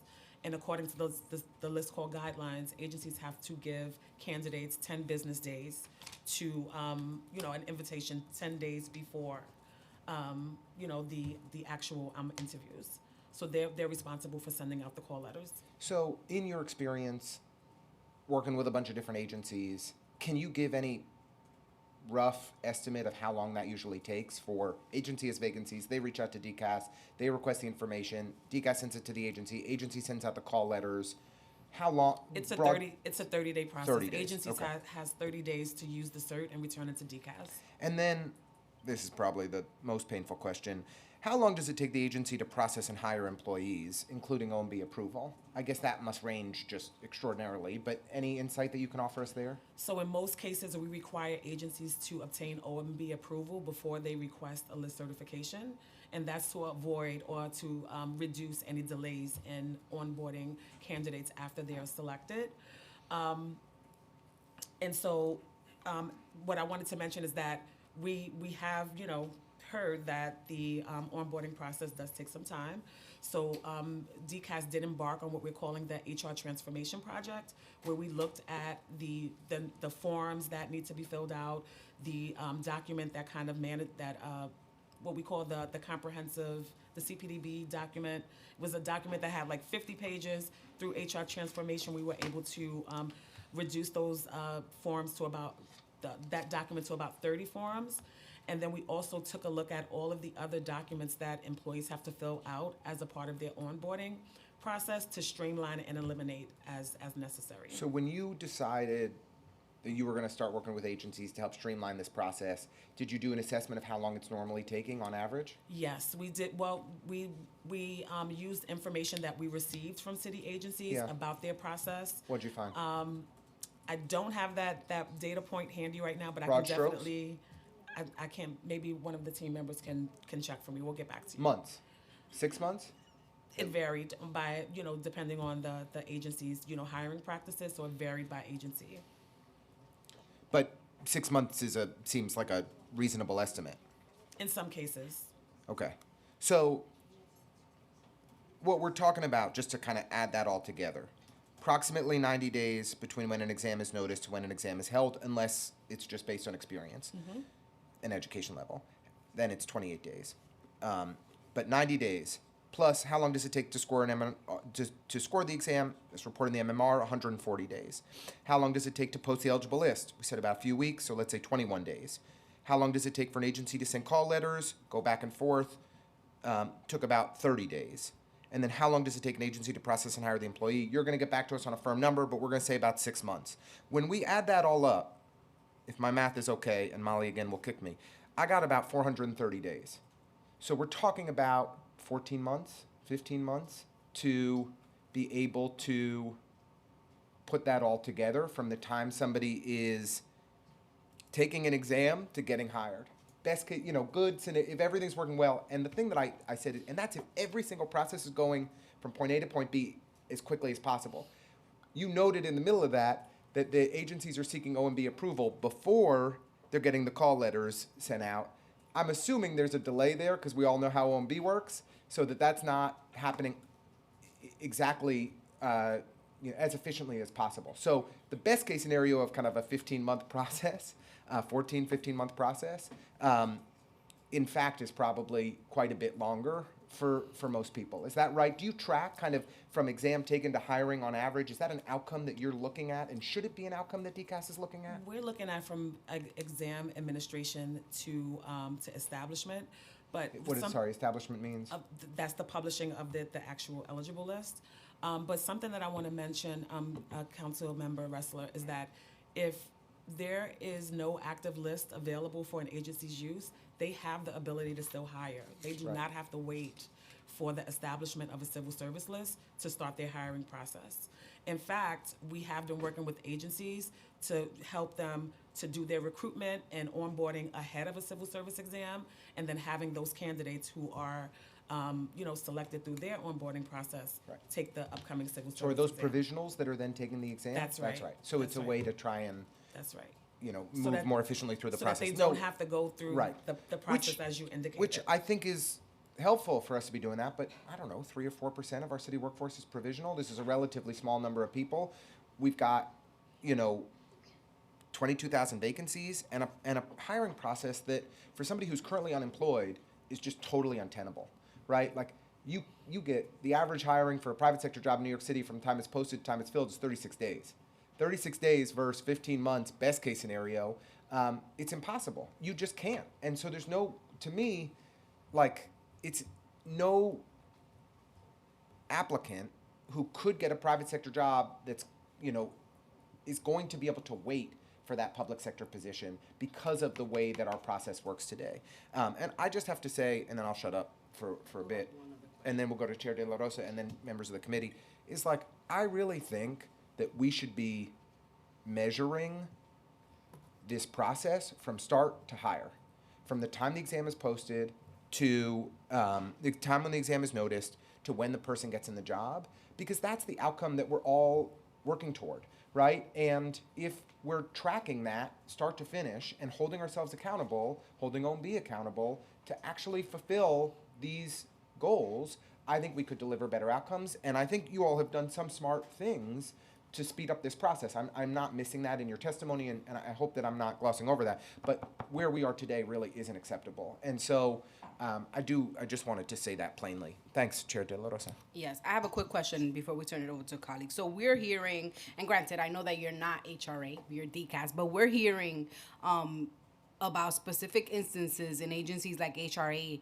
where letters were sent to social workers within the agencies that were hired last year when HRA was trying to fill a backlog of applications, et cetera, saying that civil service exam lists were coming out for licensed social workers and that they would be required to hire from that list. And so the current social workers that are working there that are not from the civil service list would have to either one, take the exam, or they would have to, or they would be terminated.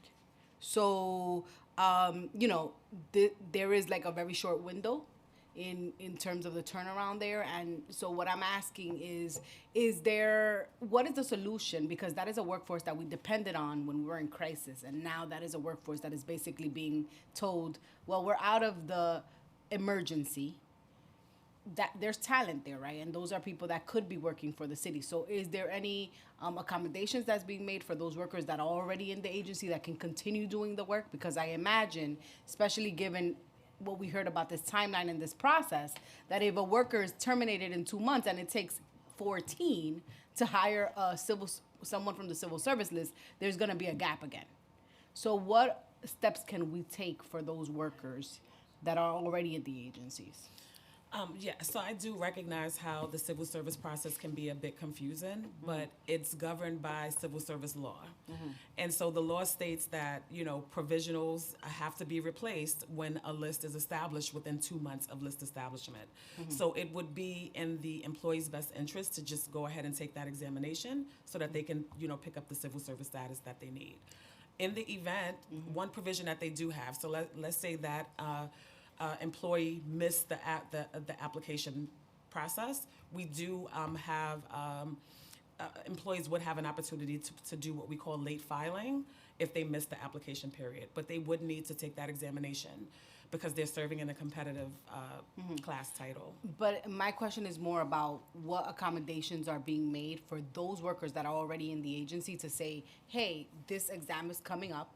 In 2 months, we're expecting for you to have taken this exam in order to retain your job. And then while this employee waits for the scoring and the results and all of that, do they stay on? Oh, yes, of course. So long as there is no active list, agencies are fine to serve provisionally in that title.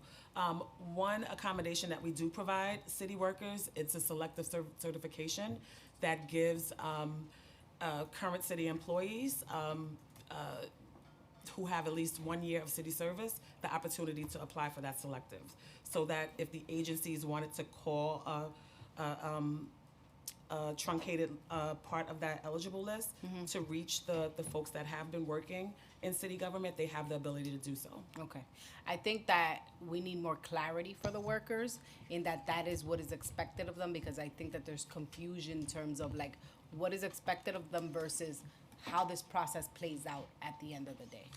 And I'll just add to that too. One of the things that we do is with the Civil Service 101 process is that we look ahead at the schedule and we work with the agencies that we know have provisionals or utilize that title higher and send them communication that, we are hosting monthly Civil Service 101 sessions, so that way their employees that are in titles that are coming up, they can learn a bit more about what that process is, what the civil service examination is all about, get them familiar with like what is an education and experience test versus a multiple choice, and answer some of the questions that they may have about that process.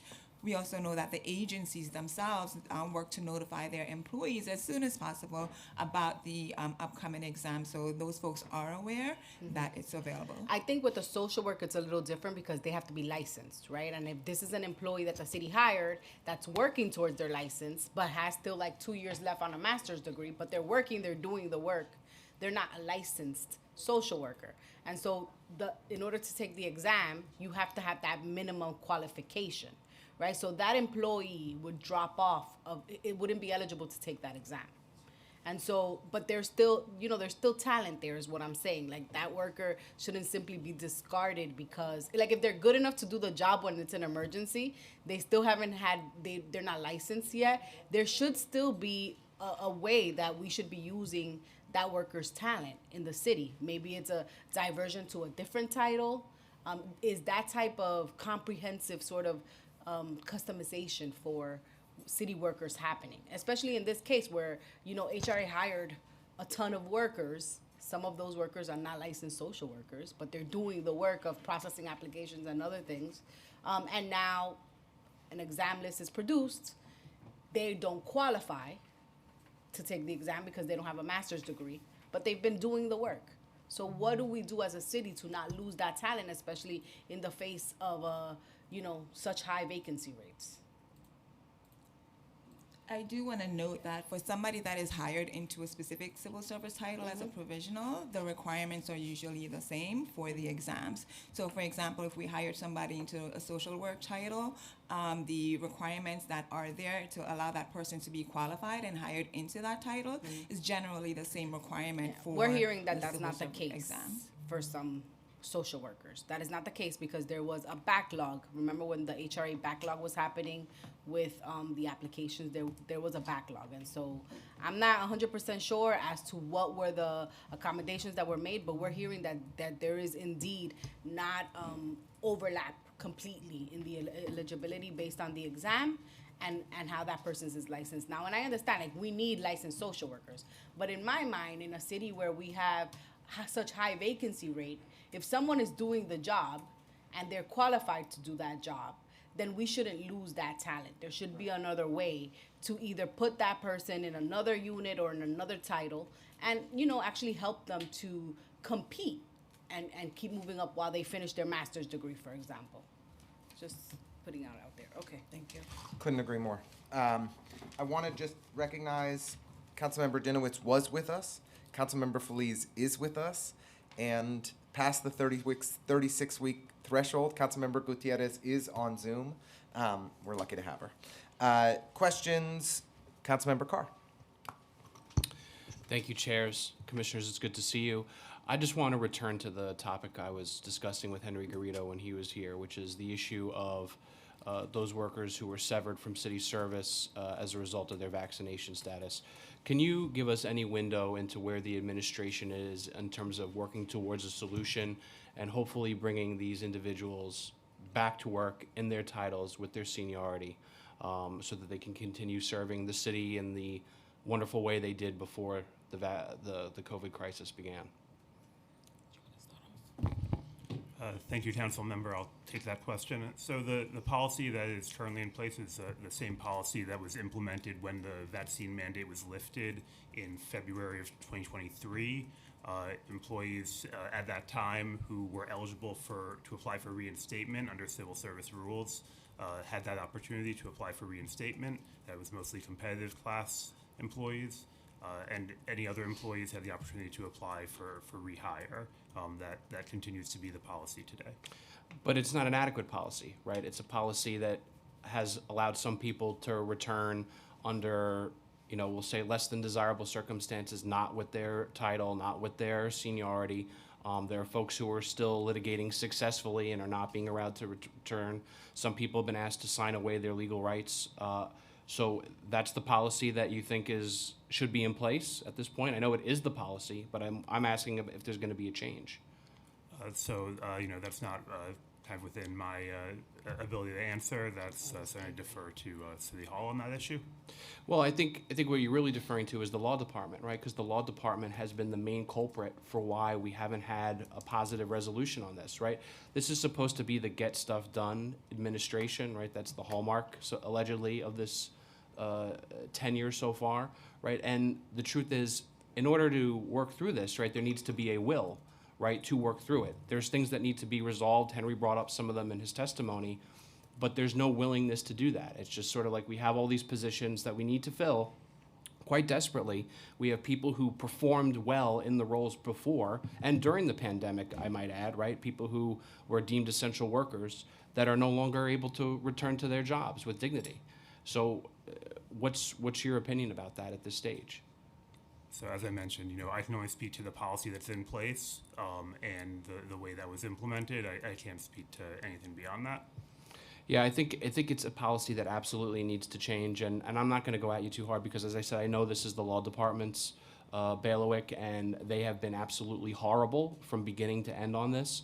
And the policy needs to change because ultimately they're going to lose in court. They've already lost in trial. They're going to lose at the appellate division, and you're going to have to do this with the sort of proverbial legal gun to the city's head, as opposed to just doing the right thing out front.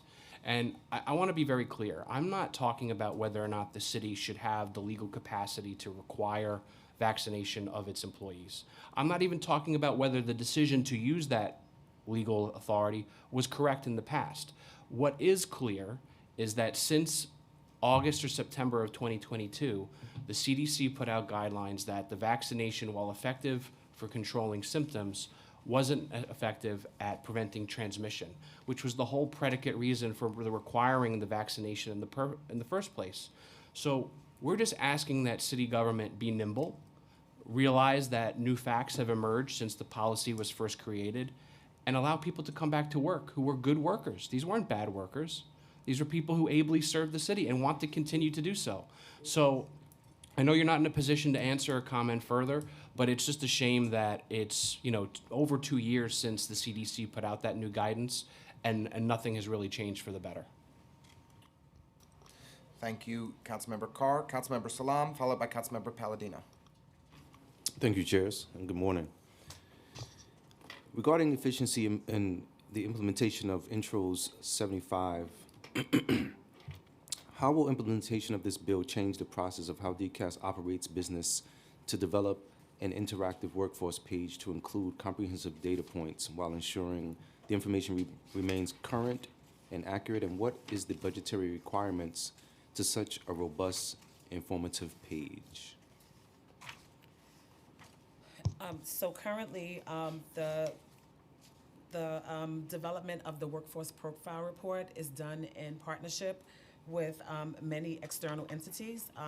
DCAS has access to data for agencies that are in our NICAP system, but there are multiple agencies that fall outside of that system, such as the Department of Education, Health and Hospital Corp. So there is a dialogue that happens for us to obtain that information from them. So we do foresee there being, a struggle with obtaining that information to be responsive to the bill as written. We do recognize and understand the importance of workforce data, and we do find value in the reports as we're producing them. But to have a 2-week refresh will be a challenging effort for us. As it relates to the fiscal implications, we have not analyzed that as of yet. And in what ways can privacy concerns be addressed when providing detailed workforce information to the public? Privacy concerns. So the data that we provide through the workforce profile report is aggregated, so we protect the privacy of our employees in that way. And regarding Intro 212, what criteria can be used to simplify civil service exam language to enhance accessibility without compromising the exam's integrity? And how can simplified exams be designed to eliminate cultural bias and accurately assess the necessary competencies for civil service positions? So as a part of our exam development process, we work in partnership with subject matter experts from city agencies. We invite permanent incumbents to participate in this process. It is a multi-pronged approach where we have subject matter expert panels. One group develops the questions, and then the second group of subject matter experts, they review the work of the first panel to ensure readability and that the questions that are being developed are aligned with the key knowledge, skills, and the key functions of the position. So in essence, we're pretty much doing that now as a part of our process. And as it relates to Resolution 78, if the public officer law is amended, how can non-citizens be supported in applying for and succeeding in civil office roles? 78, so I'm not prepared to speak to that resolution today. Okay. And probably not 721 as correct. well, okay. All right, thanks, I'll pass it back. Thank you, and perhaps we can follow up on Yes. Councilmember Salam's questions relating to Majority Leader Frias's resolutions. And with that, Councilmember Palladino.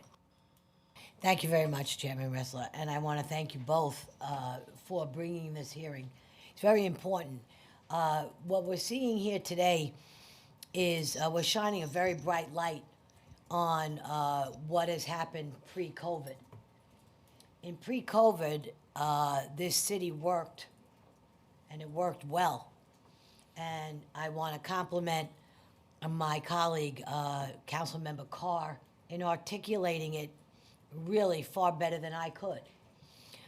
We have laid off tens of thousands of able-bodied people. We did not have this problem. So, for example, I have a woman who works in my office, teacher for 29 years.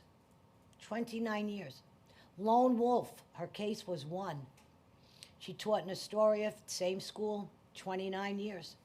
She was told to report back to her school on the first day of school, where she did go, where they refused her entry.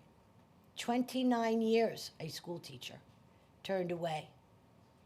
So I know it falls within legal. She goes there every day. She just recently stopped going, but she went every single day, where they were very nice. Everybody in the school knew her, including her principal, of course. 29 years, a long time. But we need to understand that, to find a phrase, would be that chickens have come home to roost. In light of all the new CDC and everything that's come to pass, we now know that anyone was vaccinated that was really didn't do much good for anybody. Good, hard-working people. As a council member in my district, I had my first 6 months in office from January right through to December. My commissioners were saying goodbye to me because they were leaving after 20 years on the job. So I really think we really need to echo what Councilman Carr here said, and we really need to take a look at what we let go. They do not want to be compensated. They want to be reinstated. And that goes from everybody from police to fire to teachers. As David also said, people who worked during the pandemic. So for us to have this type of emptiness of 20,000 workers is insane. This is New York City, the greatest city on the planet, in my opinion, and I love it. But we really need to re-examine the mistakes that we made. We can do that if everybody works and figures this out. There's no such thing as a problem. There's only a solution. Hiring back the fired workers are your solutions. Thank you very much. Thank you very much, Councilmember Palladino. Any response you'd like to offer? Okay, thank you, Deputy Commissioner Powell. Would you like to jump back in? Yes, I do have a few questions. Well, let me first ask a question of OLR, and then we want to get a little bit into the consulting contracts. But for OLR, what role has your office played in improving workforce retention? And then has the number of vacancies in the city's workforce impacted OLR's negotiation with unions at this point? Thank you very much for that question, Council Member. So we're very proud that over the last year and a half, a little bit more, we've successfully negotiated contracts with unions representing 97% of the city workforce. And at the time we entered into negotiations for this round, we were acutely aware of some of the challenges with recruitment and retention that agencies faced, and it was very much a priority for us in those negotiations. So in addition to, the general wage increases, which, totaled in excess of 16% for the contract period, which obviously I would think would, greatly aided in recruitment and retention, there were also other aspects of our agreements that were focused on recruitment and retention. we, as Henry Dorito testified, we agreed to a remote work and compressed work pilot with DC 37, which we've heard has we've heard from agencies a positive reception to that. That's they've seen that improve recruitment and retention. We also, in many of our contracts, dedicated funding specifically for titles that were facing challenges. Again, Mr. Dorito spoke to the equity fund that we created with DC 37 that, among other things, created bonuses for caseworkers at HRA, which is in effect right now, and numerous other kind of targeted efforts to increase salaries or create bonuses or otherwise address places where we really saw the greatest challenges. You mentioned probation. Probation officers, we reached a contract agreement with them a couple months ago. That agreement created a whole new salary structure. It increased the starting salary by about 30%. So, we have been aware of that. We have worked with our unions, who obviously are very concerned about that as well, to try to address that best we can in our agreements. One of the sectors of the workforce that I'm very concerned about, and I know as a council, the Black Latino Asian Caucus and others have been talking about, is the disparities that exist with the EMTs and the EMS. Can you shed some light into some of the conversations that are happening with that sector of the workforce that I know, has ongoing negotiations, and there have been conversations around the pay parity issues? Do you have any, because that is a sector, right? We've heard about the ambulance response times. We've heard that this is a sector of the workforce that we can't retain. I mean, they're the lowest paid emergency services workers in our city. Can you shed some light as to the conversations around EMT, EMS pay? So we are in bargaining with the union representing EMS workers, and our policy is not to comment on ongoing negotiations. But we are engaged in bargaining. We hope to reach a deal with them that's fair to them as well as the taxpayers. Okay, I just want to then reiterate for the record that it is so important. This, just like the 911 operators, right? This is a sector of our workforce that we cannot afford to lose. And when we're paying these workers who are supposed to be responding to us, I mean, these are the same workers that responded to calls at the height of the pandemic, many of them getting sick as they responded to New Yorkers, right? And now is the time for us to really take a look at this workforce and understand the value that they bring. They're doing the work that no one else can do.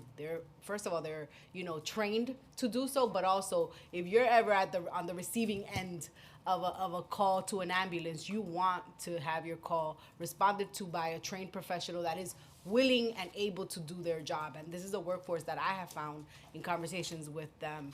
They're willing and able to serve. They just need to get paid, in order to continue to live in our city. So I trust that collective bargaining will do its thing. And I just wanted to make sure we put a plug in for those workers. So we also wanted to dig in a little bit, going back to DCAS, on consulting contracts. Do consulting contracts go through the same procurement process as contracts for other goods and services on behalf of the city? So unfortunately, I do not have any information on the consulting process as it relates to the city. That is managed by DCAS, but through another line of service that would be more inclined to answer a question on that. Which line of service? That would be procurement. Through the procurement? Yes. Okay. Is there any way that you can get back to the committee with We can. information on consulting contracts and what that looks like? I mean, one of the things that we're concerned about as a committee is how work is being contracted out and how that's impacting the ability to hire workers, because we're spending money on outsourcing work rather than investing in the workforce. And some of the numbers that we've seen are egregious. I mean, when we dig into what these contracts look like, for example, for the delivery of service for migrants and asylum seekers in our city, we see that some of these contracts could hire 4 commissioners or more. And so we are concerned that that investment is not happening in the workforce, in a workforce that frankly needs it, right? Because we're seeing these numbers. And so if you could get back to us with some of that information, that would be valuable. Will do. Great. Thank you so much, Chair De La Rosa. And I have a bunch of different things I was hoping to dig in on. And colleagues, Councilmember Salam, please feel free to jump in again if you'd like to ask some additional questions. Deputy Commissioner Porter, I was just struck by Henry Garrido's testimony about 911 call operators. I am genuinely concerned about the public safety implications of people working 16-hour shifts, mandatory overtime, calls not being answered. Are you aware of these issues? Were you aware of them prior to his testimony? No, that was the first time I heard anything of that sort. And not to put you on the spot, but just to think with us today, we're certainly going to be following up and doing our best to try and help address this issue. Any suggestions for ways that DCAS can help? So we do work very closely with I believe they're in the Office of Innovation and Technology. No, that's 311. Sorry, I scratched that. Right. We'll look into it. Okay, good. We look forward to working together on If that. I just add something, Please. apologies, Council Member. So just, OLR has been deeply involved in conversations with DC 37 about 911 operators. We know it's a challenging job, and we have worked with them to try to find creative ways to improve recruitment and retention. There's currently a pilot program underway that has compressed work schedules there. We meet on a regular basis with them, as well as NYPD to try to address it. We know Which is the primary local involved? It's a new local that represents just 911 operators. I don't recall it used to be Local 1549. They split off. Right, okay. Glad to hear that OLR is involved to try and address recruitment and retention issues and think about some creative strategies. Clearly, we have an urgent issue on our hands. And Deputy Commissioner Porter, just going back to some of the questions we were asking about the hiring timelines, the timeframes you were referencing, those are all total days, not business days. Those are total days, yes. Good, just wanted to confirm that. Great, thank you. And then one question that I didn't ask that I was thinking about after was, with this slow process, do you carefully, and to your earlier comments, do you carefully track how many people turn down the opportunities when contacted by DCAS or the agencies about the lists that they may have an opportunity to be hired off of? Absolutely. There's a local law that tracks that information. It's local law 50 of 2002. Do you know those trend lines? Are we moving in the wrong direction? So I think that the issue at hand is not about folks not being interested in city jobs. They may have taken multiple civil service exams, so they may already be city employees working in a different title. Hence, they would fail to report a decline to be hired in a different title. So that is probably a good segue. I did want to check in on bridge exams, which I think is one of the really positive developments that we've seen at DCAS. Could you tell us how many different bridge exams are currently being offered, and are there plans to expand the number of bridge exams that are being offered? I think we're eager to see as much consolidation there as possible. Sure. We're on our third iteration of bridge exams. This is the primary bridge exam where we're offering one exam, one application fee for multiple titles that actually turn into multiple lists. So we've been administering bridge since fiscal year 2022. And so those exams are going well. We did recently expand that model during fiscal year 25 to offer a public safety bridge where applicants can take one exam, one fee for 4 different titles. Right. However, it's one civil service list that agencies will be using. And we will continue to expand that strategy and use it, to first provide access to city employees, but then also to help agencies fill their vacancies. Well, I think it's a very positive development. Any greater opportunities for us to further consolidate or create more opportunities from bridge exams, I think is a great thing. So we'd welcome any information you can share about plans to expand in the future. And I recognize that with the development or the creation of bridge exams, we are making it more affordable for test takers, right? So instead of having to pay for a fee for 3 or 4 or 5, 10 different tests, with bridge exams, it's reduced. But I'm still kind of confounded that we charge the way that we do for people to take exams. The state recently announced that it was waiving all civil service exam fees until 2025 to reduce barriers and help fill state vacancies. Has DCAS considered waiving of exam fees?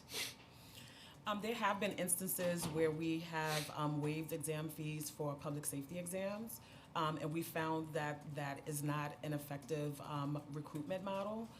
We saw an uptick in applications, but then those folks actually did not show up for the actual examination. And so hence that's When why- did that happen?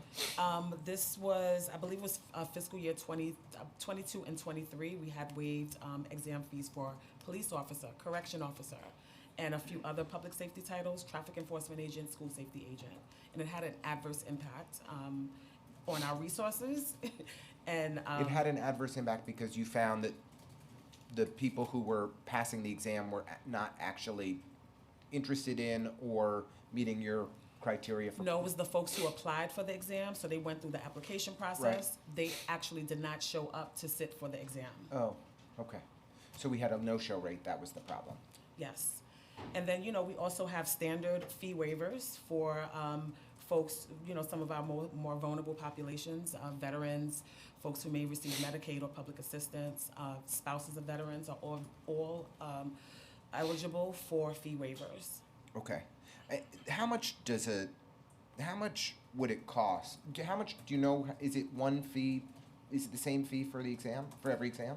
So the exam fees are commensurate to the salary for the position. So it varies from $40 for most of our entry-level exams upwards to, I would say like $100 for our promotion exams. Okay. And so, do you know how much revenue we generate on exams? I'm just trying to do some math. I can get back to you on that number. I don't have it handy today.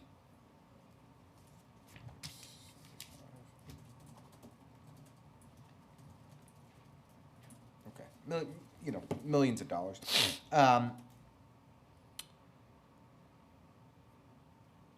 Have you considered, so your concern is that by waiving, the operational concern of no-shows is the primary concern. Did it have other benefits that countered the no-show issue? Because I would think there are operational ways we might be able to solve for people not showing up, that they have to, confirm via text the day before or some other mechanism, to verify attendance. Were there any other benefits that you identified? So I think it's also important to mention that we charge exam fees as per, civil service law. We're required to charge exam fees. So if we're going to make any large-scale changes to how we manage that process, we would need to consult our legal department. Right. I just, it's notable that they've been waived at the state level. We have a ton of vacancies. Henry Garrido testified to 22,000 of them. We're desperately trying to fill them. It's having real significant impacts on our parks and our social services, 911 emergency responses. I would think that anything we could do to help address that would be helpful. What I can share is that approximately 20% of our exam applicants do apply for fee waivers. And so that is, we feel like that is a great way to provide our vulnerable population with Right. But you wonder how access. many more of those people might apply if they knew that they had access to a waiver or weren't going to pay. And we've been joined by Councilmember Gennaro. Thank you for being with us. Did you want to jump in on something before I shift gears to hiring halls? Sorry, I was just gonna add in that sometimes it's the awareness of the fee waiver. So when we, the Office of Citywide Recruitment, when we conduct our outreach, that is a main part of it. Could you turn on the mic? Sorry. So I was just going to add that a part of it is the awareness of the fee waiver. So whenever we go out into the public to share information about city government, we make the fee waivers a regular part of our presentation, so folks are familiar with the process and where they can go to access those fee waivers. So we do heavy marketing with that. Okay. I mean, there are probably different ways to approach it, but I did want to jump in on hiring halls and maybe one or two other things, and we'll let you enjoy the rest of your day.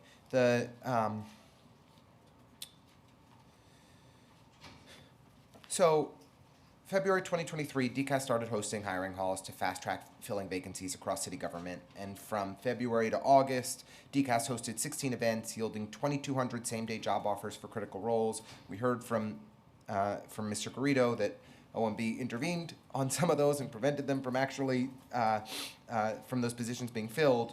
But even more problematically, in September of 2023, Mayor Adams put a freeze on hiring halls as a result of his hiring freeze.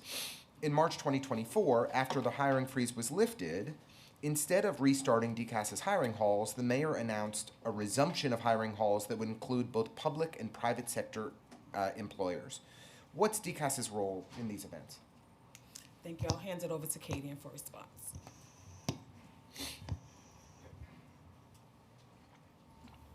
Thank you. The initial versions of the hiring hall was to address the vacancy challenges that we had. So these were specific to agencies in ensuring that candidates had access to interview and get hired on the spot and offered on the spot, so which was very successful in terms of the evolution of the hiring halls, which now allows not only candidates to have access to positions that are available within city government, but also for the private sector. They also have the opportunity to learn more about resources that are available, because sometimes folks are not job ready, but they're interested in the different resources that are available. So DCAS's role in these is one, engaging agencies and encouraging participation at these hiring halls. We also play a support role in providing guidance to the development of the events, but also we ourselves participating in those events to not only recruit, but make sure that folks are getting information about the civil service process and how to apply for examinations. Right. So all of that's positive. My background outside of my time as a bureaucrat is in workforce development. I certainly appreciate the access to training and skills development to help people attain the jobs that will help them support their families. But when we were doing the first round of hiring halls that DCAS was leading, we made over 2,000 job offers, 2,200 job offers to city workers to potential city workers that really needed those positions, where we needed those positions filled. Since we've shifted this model, how many job offers have we made, same-day job offers have we made to potential city workers? So this is being operated by the NYC Office of Workforce Development, but from awareness, I know that there were over 1,200 job offers that were made. Okay, so in a twice as long a period of time, practically half as many job offers were made. I think DCAS was doing a very good job at this. I mean, I want to give you all credit. I thought the hiring halls was a smart innovation, and they were well executed, and they were effective. And I just don't understand why we're not continuing with them, why we develop a model that works, it's making a difference, and then we just ignore it and have a different agency involved. It's focused more on private sector jobs than public sector jobs. My understanding, and please correct me if I don't have this right, is that DCAS's involvement leading these efforts was discontinued because DCAS didn't have the staff to continue to operate the hiring halls. Is that right? So I think that it was a combination of the hiring freeze that kind of paused the New York City government hiring halls, as we called them. Right. And I think that the administration's goal was to expand these efforts to the not-for-profit agencies. So I think it was a combination of those two things. It wasn't all hands on deck effort for DCAS for sure. When it was last year, from February to August of 2023, over those 5 or 6 months, it was an all hands on deck, 16 events, 2,200 same-day job offers, successful model. Mayor puts in a hiring freeze, and when it's time to lift the hiring freeze, and there's a return of some hiring hall model, although quite a very different model, right? The reason DCAS is no longer leading this model, despite your success and efficacy, is because you don't have the capacity, you don't have the headcount to be able to do it. It was a hiring sprint, and we were, involved specifically to support, it was the vacancy sprint, so we were involved directly to help reduce the vacancy rate. Right, but to be clear, the headcount in city government has budged this much since Mayor Adams came into office, less than 0.5%, right? So despite the hiring sprees and the focus and the effort, we're not actually filling. Targeting. And we cut 10,000 jobs, right? And we have 22,000 vacancies today, according to Henry Garrido. So why are we not in a sprint anymore? That's a good question. Yeah, I agree. Sorry, maybe I shouldn't say that my own question is a good question. I apologize. But it's disappointing. And I just, my understanding from our committee report today is that we have a 16% vacancy rate at DCAS, 383 vacancies. It's one of the highest in the city. And, when we have a high vacancy rate at DCAS, it slows down everything else in city government. And when your team isn't staffed up, Deputy Commissioner Porter, it means that we're not helping every other agency staff up and meet their hiring needs. So it has a significant negative impact on our ability to provide the services that New Yorkers depend on. So I appreciate your answers to those questions.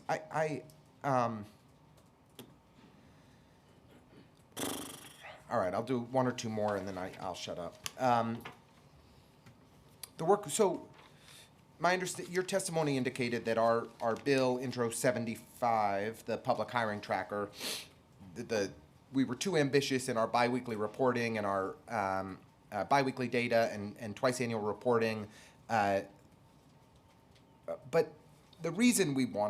part of the reason we wanted to have this information is to better understand vacancies in real time so that we can advocate appropriately. Part of it's also because the workforce profile reports are always delayed.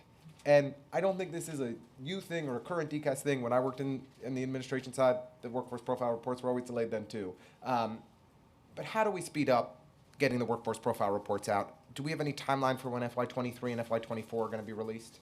Absolutely. So I'm glad you asked that question because we do recognize the importance of the workforce profile report and how that data is used across the city. And so, yes, the FY23 report, we expect for it to be released by the end of this year, and FY24 during the first quarter of calendar year 25. And then we'll be on par, and we're hopeful that we can continue to release the workforce profile reports on a regular cadence thereafter. Okay, thank you. One of the things that I am always interested in is Long Beach compliance. Could you give us an update on where we are on Long Beach compliance and how we're doing on the provisional employee reduction? Absolutely. So as of December 31st, 2023, the city became in full compliance with our provisional compliance efforts, and our oversight by the state ended. Great. Also, the provisions under Civil Service Law Section 65.5 sunsetted, and so we're just working to remain in compliance with civil service law. Currently, there are about a little over 11,000 provisional citywide.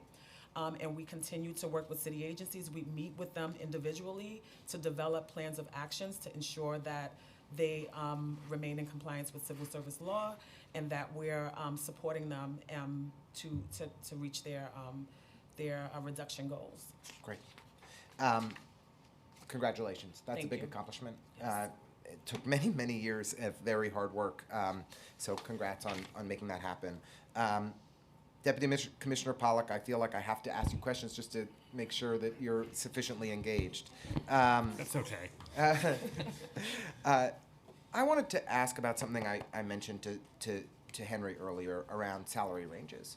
Our understanding is that the current city kind of OMB policy is that agencies have to hire at the lowest possible end of a salary range for a position, regardless of the qualifications of the candidate, if they're coming from outside city government. And there may be some caveats to that, there always are, but that OMB has placed just tremendous restrictions on allowing any agency to hire from within the range. So let's say there's a social worker with a range from $55,000 to $79,000. OMB is insisting that that person be hired at a $55,000 range. Is there anything in our labor agreements that would prohibit an agency from hiring at a higher point, if that's the acceptable range for the position? Is that just an entirely OMB discretionary issue? Thank you for that question, council member. Yes, it is in our contracts. So where there are ranges in our contracts, and not all of them have them, some contracts have a flat rate for a position, or a set rate based on years of service. Where there's a range, we typically have what's called a new hire rate, which applies for the first 2 years of city service. So anyone with less than 2 years of service under those contracts is required to be paid the new hire rate. which is typically 15% below the incumbent minimum rate, meaning the rate applicable to someone with at least 2 years. So the contracts specify that someone must be paid that minimum rate for the first 2 years of city service unless there's been a waiver, which is something that, where there are recruitment and retention challenges, OLR has the authority to issue a waiver of that new higher rate. But under our contracts, the general principle is someone is supposed to be brought in at the new higher So, rate. Deputy Commissioner Pollack, are you tracking the number of waivers that are, do you get to, is it OLR's determination to issue that waiver? Or do you have to get OMB's approval to grant the waiver? We have discussed the kind of criteria for when that would be waived. So it's a collaborative decision with OMB, is that what I'm hearing? Yes. And you've been in city government for a while. Have you noticed a shift or a trend, or is there any data reporting on the number of waivers that are issued annually? I do not have any data. Anecdotally, I would say the last few years have seen more hiring above the new hire rate. I would note also DCAS maintains a list of hard to recruit titles. That's something we often look to for guidance to determine if DCAS has already made a determination that a title is hard to recruit for residency purposes.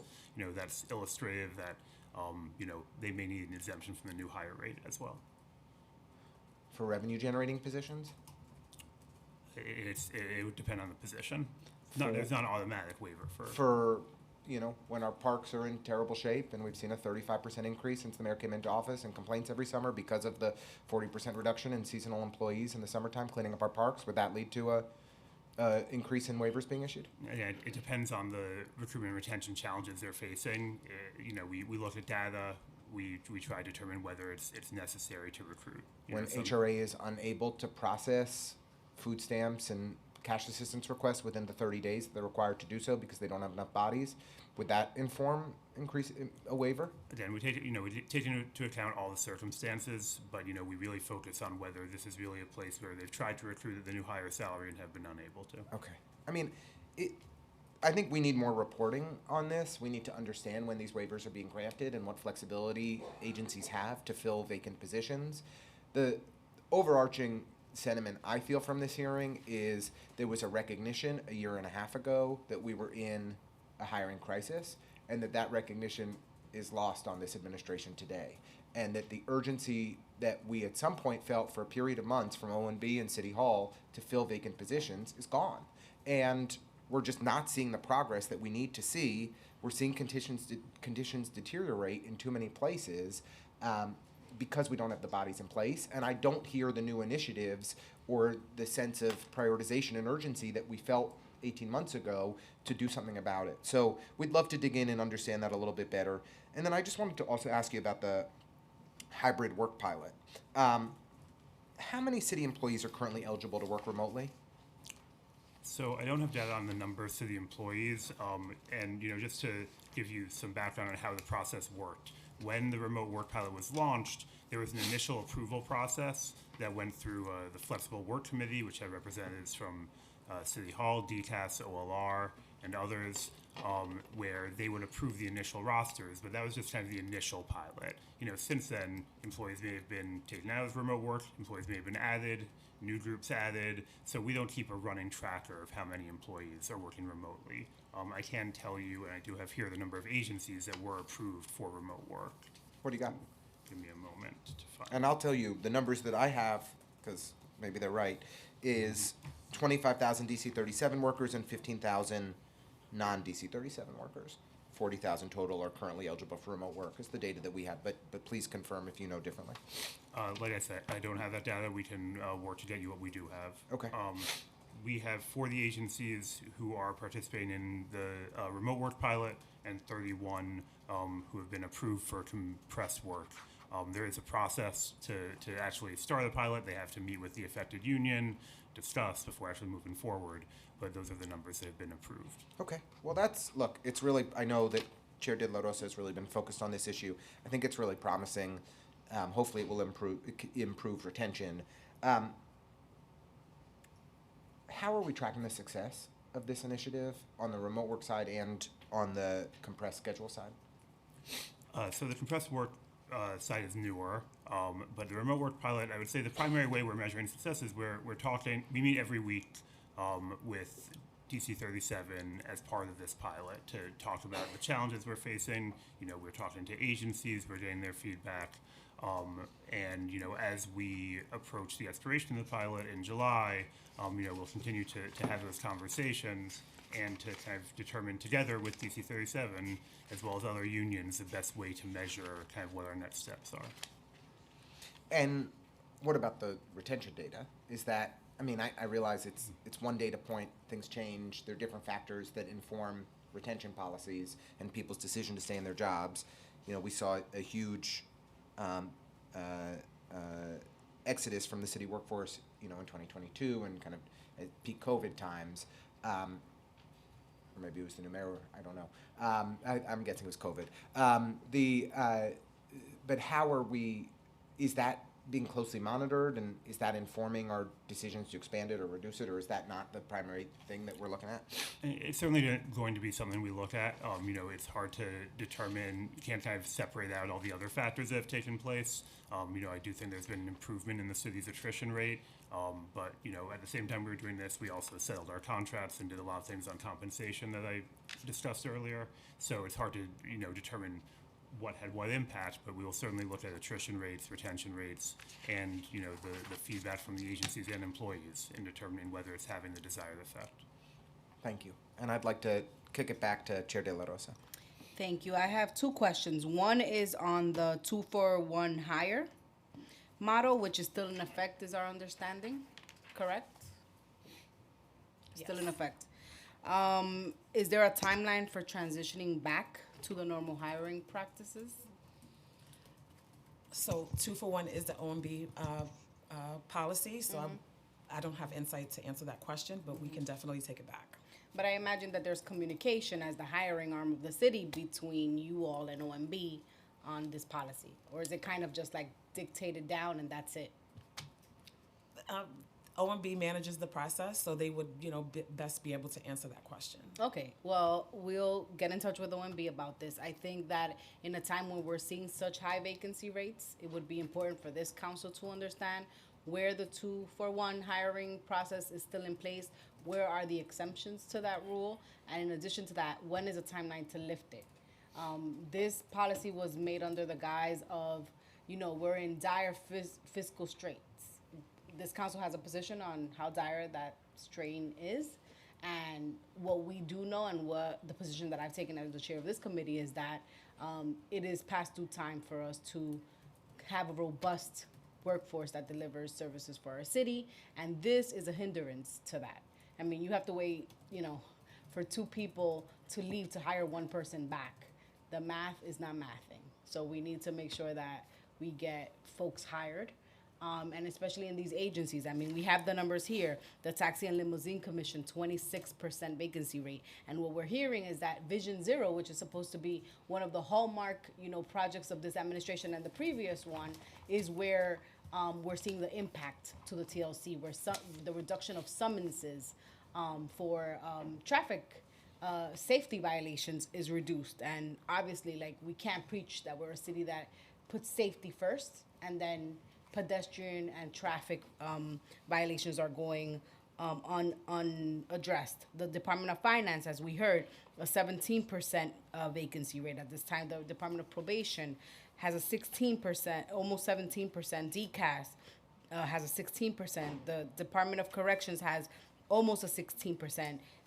Environmental protection, right? We've heard these days about the drought warning and where we are on that, and that has a 12% vacancy rate. And it goes on and on. The Department of Housing and Preservation has an 11% vacancy rate in a time where the city is asking us to consider City of Yes and asking us to consider how our communities sustain more housing, but we have no DOB inspectors that are able to do that work. And so these conversations are interrelated. And what we know is that in order for us to have a city that is functioning at maximum capacity, we need a workforce that is reflective of that. And so we'll take that back to OMB, and we appreciate you being with us today. Colleagues, any other questions? No? All right. So thank you so much for being here, and we look forward to continuing the conversation as usual. Yeah, just want to underscore Chair De La Rosa's gratitude. We'll go to the next panel in a moment.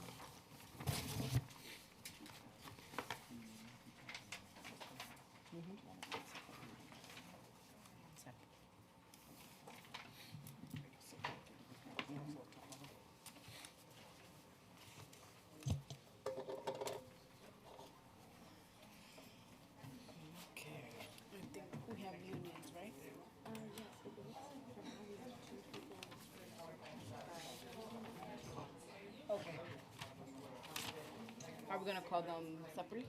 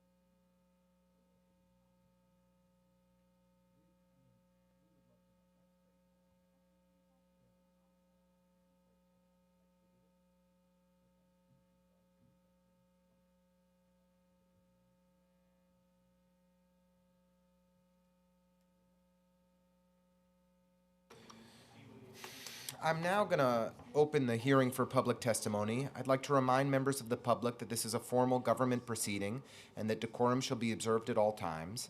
As such, members of the public shall remain silent at all times. The witness table is reserved for people who wish to testify. No video recording or photography is allowed from the witness table. Further, members of the public may not present audio or video recordings as testimony, but may submit transcripts of such recordings to the Sergeant at Arms for inclusion in the hearing record.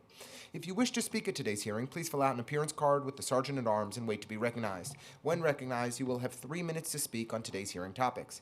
If you have a written statement or additional written testimony you wish to submit for the record, please provide a copy of the testimony to the Sergeant at Arms. You may also email written testimony to testimony@council.nyc.gov within 72 hours of the conclusion of this hearing. Audio and video recordings will not be accepted. I would now like to call up the first panel, which includes Sylvester Irvin. Does it? Maybe not. It did include Sylvester Irvin, but I think we lost him.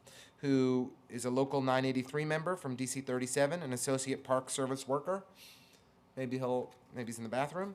And Isaac Kirk Davidoff, who is a local 371 member, who I believe is with us on Zoom. Isaac, can you hear us? Starting time. Isaac, if you can hear us, we'd welcome your testimony. Oh, yeah. Okay. No, I just got unmuted. Great. How are you? Okay. Yeah. So my name's Isaac. I'm a local 371 member. I'm a parks worker. I'm speaking, my capacity as a private citizen on my lunch break. So just a history lesson, right? One of the first recognized union contracts in the city was for parks laborers. The laborers went on strike. They forced Robert Moses to recognize their union, and they won some dignity at work. So parks workers, we didn't just build our incredible park system. We built strong workplace democracy and good working conditions. But years of austerity and class warfare have damaged both our parks themselves and parks working conditions. So currently, parks have more than 1,000 less full-time equivalent employees than 2 years ago. It's like about 100 less than at the height of the fiscal crisis. So we're like lower headcount than in like 1976, 77. It's about like 4,000 less than the peak in 1975. It means there's a huge reliance on seasonal, nonprofit, and volunteer labor, and that's not sustainable. When I first started in 2019, I was a full-time seasonal. This meant I worked full-time 12 months of the year, but was only funded to the end of the fiscal year. I had to wait with all the other Playfair hires for June 30th. So just picture the weight it puts on you to not know until the end of June if you have a job in July. Just picture that uncertainty, the stress, and the competition for the 1 or 2 permanent positions that open up. And so after a few years of floating to a conservancy after the COVID budget cuts, going back to a Playfair line after grants ran out, I finally lucked out and got a permanent line. And so in 2023, after 4 years in parks, I finally attended my new employee orientation. So full-time seasonals, it's an oxymoronic, absurd category, but it's the reality for thousands of park workers in POP or seasonal lines. These seasonal lines are really treated by the people who work them as full-time jobs. So working seasonal lines without health insurance for years, with advancement mostly depending being in the right place and the right time. But it's gotten worse in the last few months. The majority of parks workforce, the seasonals haven't been able to apply to, we haven't been allowed to apply to most internal postings, which are listed for full-time permanent employees only. Constant ominous news about the budget and little to no room for advancement. It's not a surprise people are leaving. So there's a banner hanging in my trailer, Forest Restoration, that everyone signs when they leave. Started this over a year ago and is almost covered with signatures. With my amazing coworker, I'm responsible for like 300 miles of trail across the city, and we do our job very well. We kick ass, but we just don't have the capacity we need for 2 people can't do 300 miles, right? The mayor has gone back on his pledge to give parks 1% of the budget. He's cut millions. So that smoke all of you smelt this week, it should be a reminder that we live in this precarious, anthropogenically damaged planet. Ecological stewardship, it doesn't work on a piece-by-piece seasonal basis. So we really need a year-round baseline permanent commitment, not just for forest restoration workers, but for our entire seasonal workforce. I think at bare minimum, like seasonals should be allowed to apply for internal postings, or else we're just kind of trapped in these positions forever.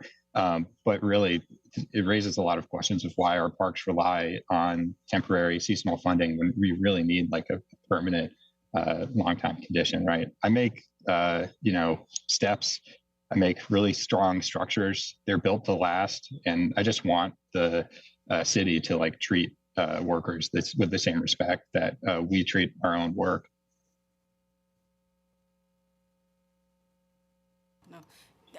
Just want to thank you for taking time on your lunch break to come and tell us about what you've been witnessing.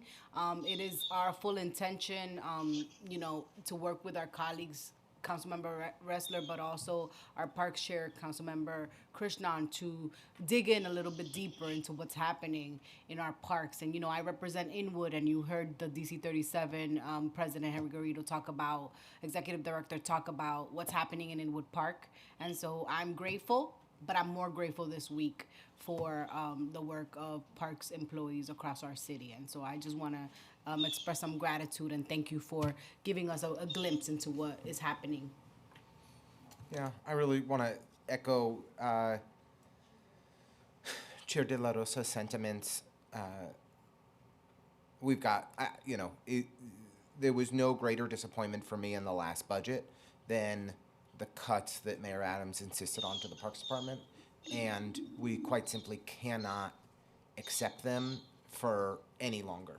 And we need to see significant restorations and expansions of park funding. I'm hopeful that in the months to come, we'll be able to make that happen. Isaac, I really appreciated your testimony, your thoughtful insights. I missed it, though. Tell me again, how many years have you been with parks? So like I've been with parks for, what's that, five years? 5 years. But that includes, so there's like, some years of seasonal stuff. There's also time I was at a conservancy where I was doing basically the same thing, but I had like 3 more bosses. Right. But it was like the same role, same truck, same office. And I think that's like normal or it shouldn't be normal, but it is normal for a lot of like seasonal workers. If you kind of bounce back and forth, conservancies, parks. So I think it's all parks. Like Right. if I work for a conservancy, that's a partnered with the parks. I think that's part of parks, but Yeah. that means I didn't. Those years aren't in my it's not pension, 5 years unfortunately. of civil service, towards your pension, but 5 years working in the parks for sure. Yeah. And in that time period, we've seen just a phenomenal reduction in the seasonal workforce. Even just since Mayor Adams came to office, we've seen approximately a 40% reduction in the number of seasonal workers who are working in our parks. It's really, could you just elaborate? How are you seeing this, dramatic shrinking of the parks workforce impact the conditions in our parks? Yeah. So, me and my coworkers do a great job. Like we really do. But, if there's less people working in forest restoration, there's less acres you can cover. And you can't just let a patch of grass or, an invasive species, right? They grow back. You can't just let these areas kind of ignore them for a few years and then come back. So without that kind of sustainable commitment, it makes it hard ecologically. And it's also hard to want to work for a place if there's not that sustained commitment. If it's January and then it's yeah, well, we don't really know if you're going to have a job in July. And I mean, this year, right, it was June 3rd, I think exactly on June 30th that we got message, oh no, forest restoration lines weren't extended. And then there's literally that day, and it was okay, next week, do we even have a job? So that's really, there's a lot of uncertainty, and I think it's dangerous ecologically, but it's also dangerous to your workforce. And a lot of my coworkers have left, gone for other things. And I know, anecdotally at least, I just work out in the woods, but I know in the more maintenance side, there's just so much stuff to do and so little capacity. We don't have people working in fixed posts in parks anymore, and we haven't had that for decades. So it's definitely gotten worse, but it's a long-term problem when you have a model where you kind of go from park to park to park instead of just being in that same park. And especially for the kind of more ecological roles like gardeners, people in forestry, that kind of and recreation for rangers. There just hasn't been that kind of level of commitment that's needed in order to really meet the huge ecological promise and necessity of caring for it's 20,000 acres. I mean, we have huge forests in New York City, and a lot of them are just kind of basically people just don't go in them, don't do much work in them. They're kind of neglected for a while, and these are really our jewels. They're awesome. I love the woods, and I think we really need that sustained resources in order to really be good ecological stewards for this land. I think you said that perfectly well. And I really want to thank you again, just like Carmen did, for being with us on your lunch break. It means a lot, and your testimony matters, and we promise to do our best to fight in the city council to support our parks and to support our park workers. We know you all have been going above and beyond to try and maintain conditions in our parks, and we want to thank you for your service to our city and for your care for our parks, and thank you for being with us today. Thank you. It's now my privilege to recognize former chair of the Governmental Operations Committee, Councilmember Gail Brewer. Thank you. I was at another committee across the street. I just want to be clear, I'm not late. I was across the street. Those are not mutually exclusive things. You can be across the street and late. But with that, I don't believe that Barbara Manny is still with us, so I think we're going to thank everybody for being with us today. Thank the Sergeant at Arms, thank the Committee Council, thank our great co-chair, Carmen de la Rosa, and adjourn for the day. Thanks all.